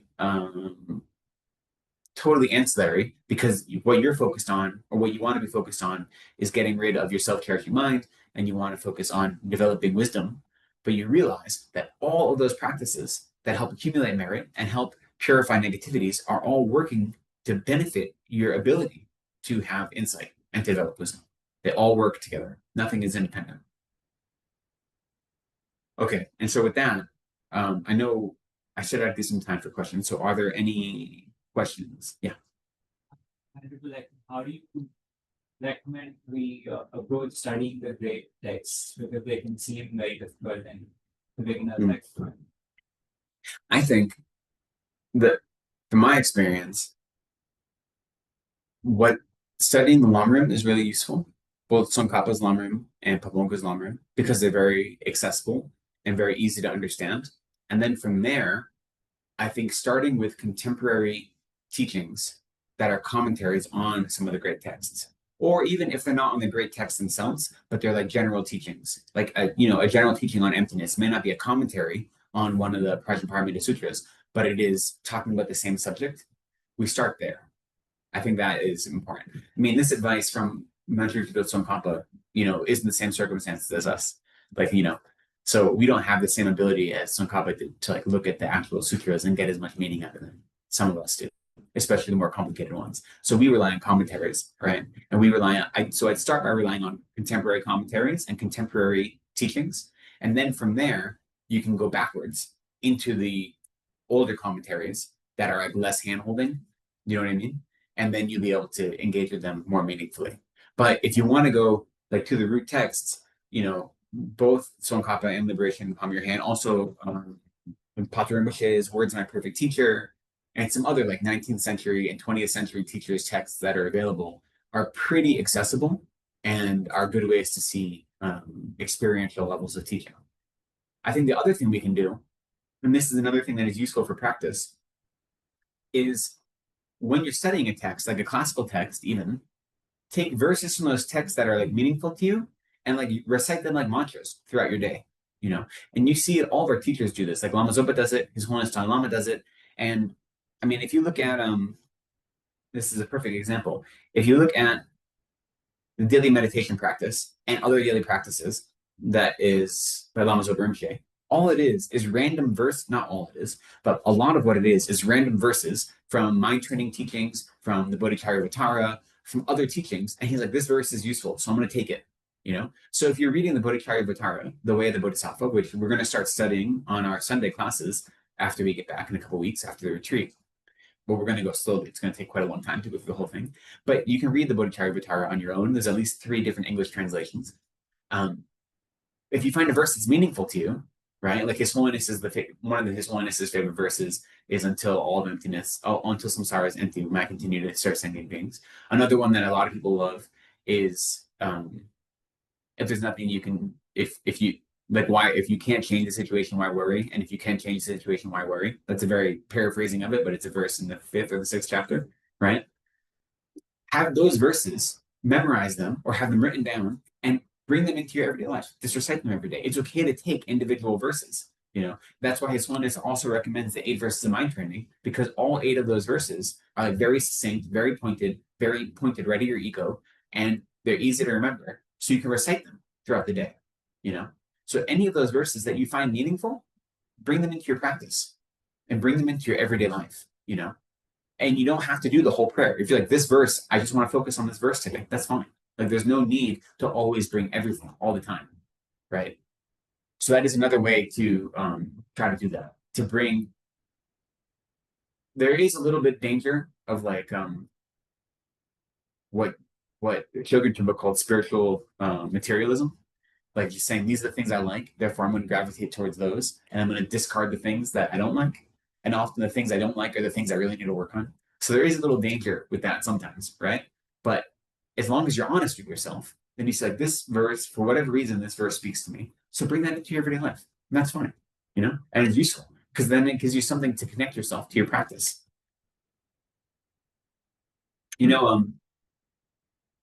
This is a very, I don't know if this is appropriate, but a comparison, and I'm sure many of you have not had this experience, and I haven't either. But I was just talking to a friend of mine who he's my age, and we were talking about our wayward youths, and he was talking about the first time he did mushrooms. And the first time he did mushrooms, the person that was like leading them on their trip was like very helpful. And she had them write on a piece of paper, "You are on drugs," and put it in their pocket. And she's like, if it ever gets too intense, you just reach in your pocket and you look at this. And that reminds you, you are on drugs. Like, that is why things are intense. And that helps calm down all of the craziness you're feeling, right? And he said it was really helpful. This is kind of the same way, which is to say, when you keep these little tokens of your practice with you, you have verses written down that you carry with you, right? Then when things are overwhelming, things feel like they're out of control, you can use these to remind yourself that, like, this is samsara. I'm doing the best I can, but my life is pervaded by the suffering of samsara, that I have bad habits that come from my fundamental ignorance that has been going since beginningless time. And therefore, this should not be a surprise to me. None of what's happening right now is a surprise, right? Because this is what happens in samsara. This difficulty, these obstacles, this suffering. Also this joy. None of this should be a surprise. So whatever you need to remind yourself of that, it may not be, you may have a verse that is really helpful that you write down, or it may be a statue that you have with you that you're able to look at that statue, or maybe whatever, it may be your mala, that like just wearing a mala every day is able to remind you of that. But having some sort of touchstone that brings you back to your practice is useful. For me, when I was in college, it was using my Dharma name. So I was given the name Tsultrim Nima, when I took refuge. And so I started going by Tsultrim Nima as soon as I was given that name, for the reason that when you're in college, it's very easy to forget that you've dedicated yourself to a spiritual path. But if you hear a bunch of people talking to you and they always reference you by this weird Tibetan name, it's hard to forget that you made this promise to engage in spiritual practice. So that for me was very helpful to use that name. So I started using it as soon as I was given it. And everyone in my life only called me that.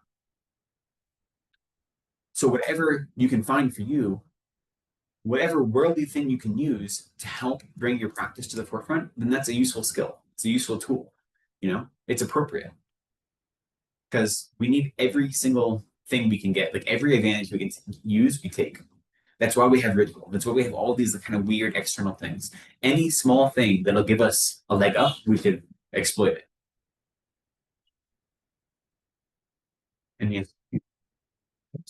But also, I'm not advocating you do mushrooms, by the way. That was just an example. That I'm not advocating you do mushrooms. I will say that FPMT was like basically founded over a suitcase full of hashish.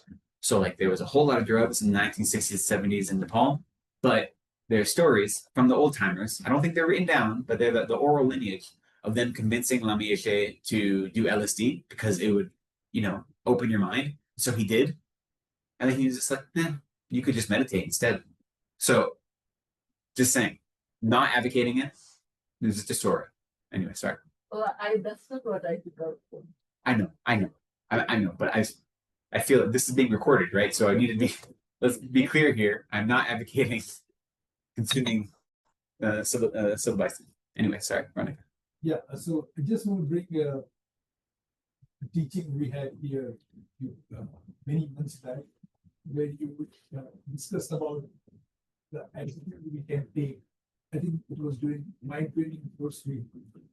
So I just want to know if we can apply that to the daily practice. You had said that we have to take a long view, broad view, and easy. Yeah, so the three attitudes that you should try to engage. The attitude of having the broad view, the expansive view, and the relaxed view, or the relaxed attitude.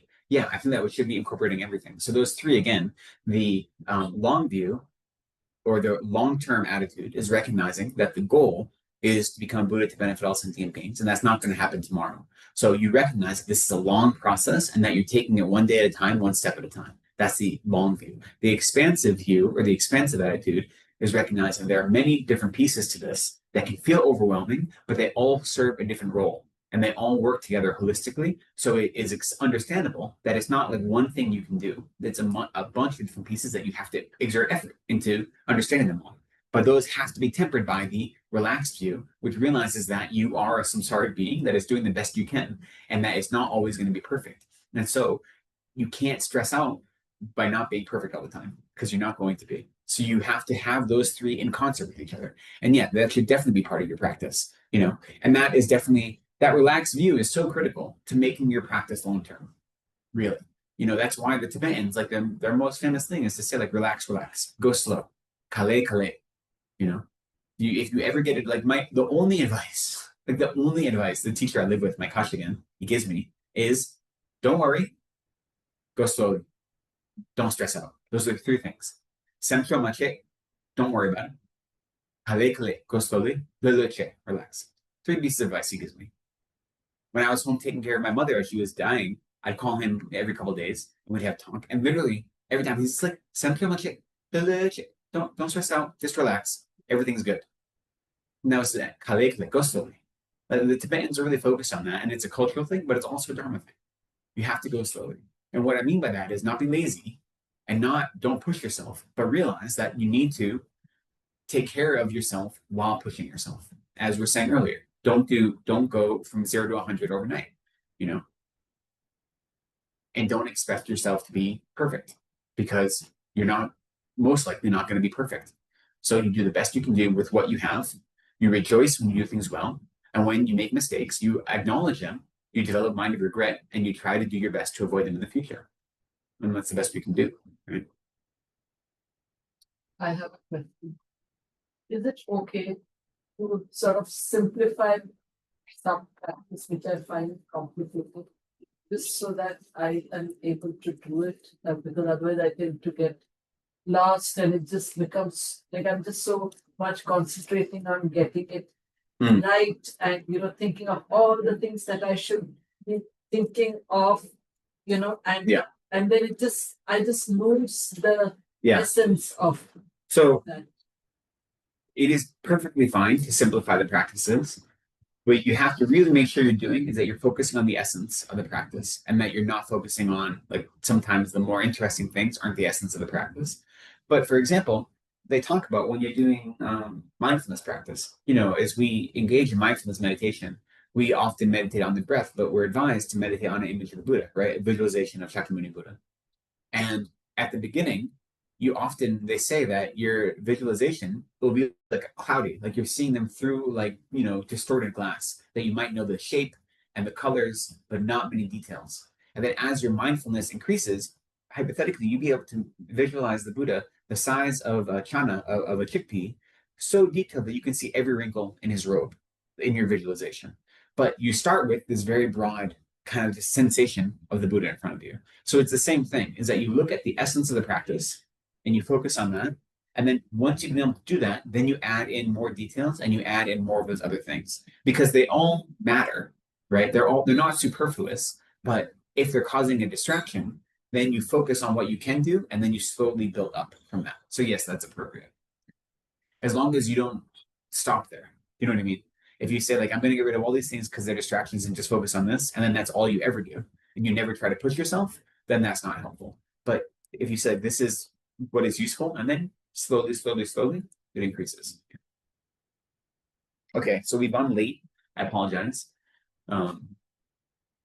If there's any other practical questions that you have about how to engage in a specific practice, at any time you can ask any of our teachers, and we're happy to give advice on them.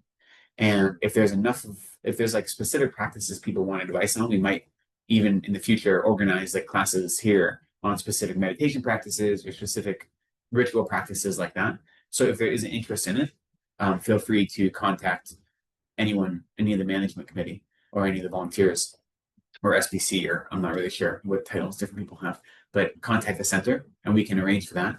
Or if you just have specific questions about your practice, you can ask myself or Venerable Gache or Venerable Gyalten at any of the teachings, and we'll be happy to help. But so for today, let us try to make this practice virtuous in the end by dedicating. So we recognize that we have accumulated some merit through our practice today, through our study and teaching of the Buddha, are trying to understand what it means to live our life as a Buddhist. And so because of that, we have accumulated some merit, and we want to dedicate that merit for others instead of keeping it for ourselves. We dedicate that merit with the wish that it might ripen on other sentient beings, that all sentient beings who are suffering may experience freedom from suffering. We wish that all those who have died may quickly find perfect human rebirths and meet with Mahayana virtuous friends. We wish that we ourselves may develop wisdom and compassion so that we might be of more service to others. And we might quickly become Buddhas so that we might be of maximum benefit to others. And in this way, we dedicate all of the merit we've accumulated, and we'll end with some dedication prayers, which are on page 36-ish. Yeah, 36.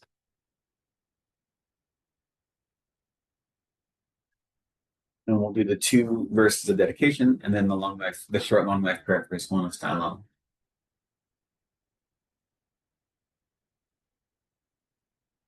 Due to the merit of these virtuous actions, may I quickly attain the state of a Guru Buddha and lead all living beings without exception into that enlightened state. May the supreme jewel of bodhicitta that has not arisen arise and grow. May that which has arisen not diminish, but increase more and more.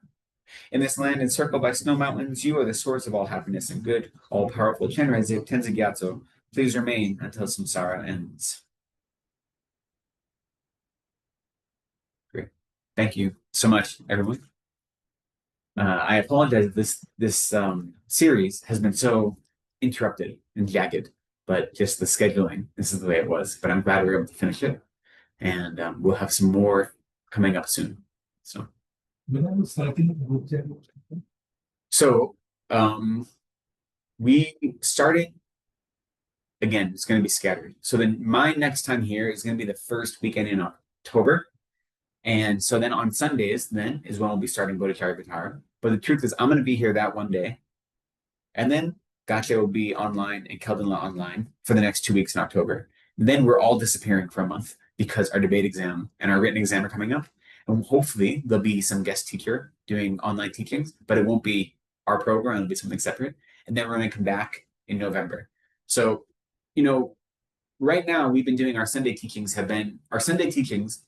the Sunday classes are aimed at being open to everyone, both beginners and advanced beginners and longtime students. So we've been doing kind of just off the cuff, like whatever we want to teach every Sunday. The idea is to focus on introductory experiences of Buddhist meditation and philosophy and how they can work to improve your life. And so we still want to have that feeling, but we thought it'd be nice to have a little bit of structure. So we're going to start going through the Bodhicharya Vitara as like a guiding principle, but not like in a rush kind of way. So it might be quite a long time because there's nine wonderful chapters to go through. So we'll take our time with it. But so technically it should be starting the first weekend in October. And then we'll also be starting our Saturday classes. It's going to be the wheel of sharp weapons. So a Lojong practice. So it might be that those first ones in October are going to be some like preliminary text to prepare for wheel of sharp weapons. Then when we come back, it'll be wheel of sharp weapons. So that'll be Saturday weekend classes starting in October. Thank you. Thank you so much, Venerable Lekden. I just want to remind everyone that tomorrow we have a very special light offering puja that Venerable Lekden will be leading at 10 o'clock tomorrow. So please join us in person. Will it also be online? I think so. It'll also be online. Yeah. And thanks so much it may have been scattered, but I'm sure that we all took away a little bit from the establishing a daily practice. I know I did, so I hope all of you did. A lot. Yeah. Thanks. Thank you.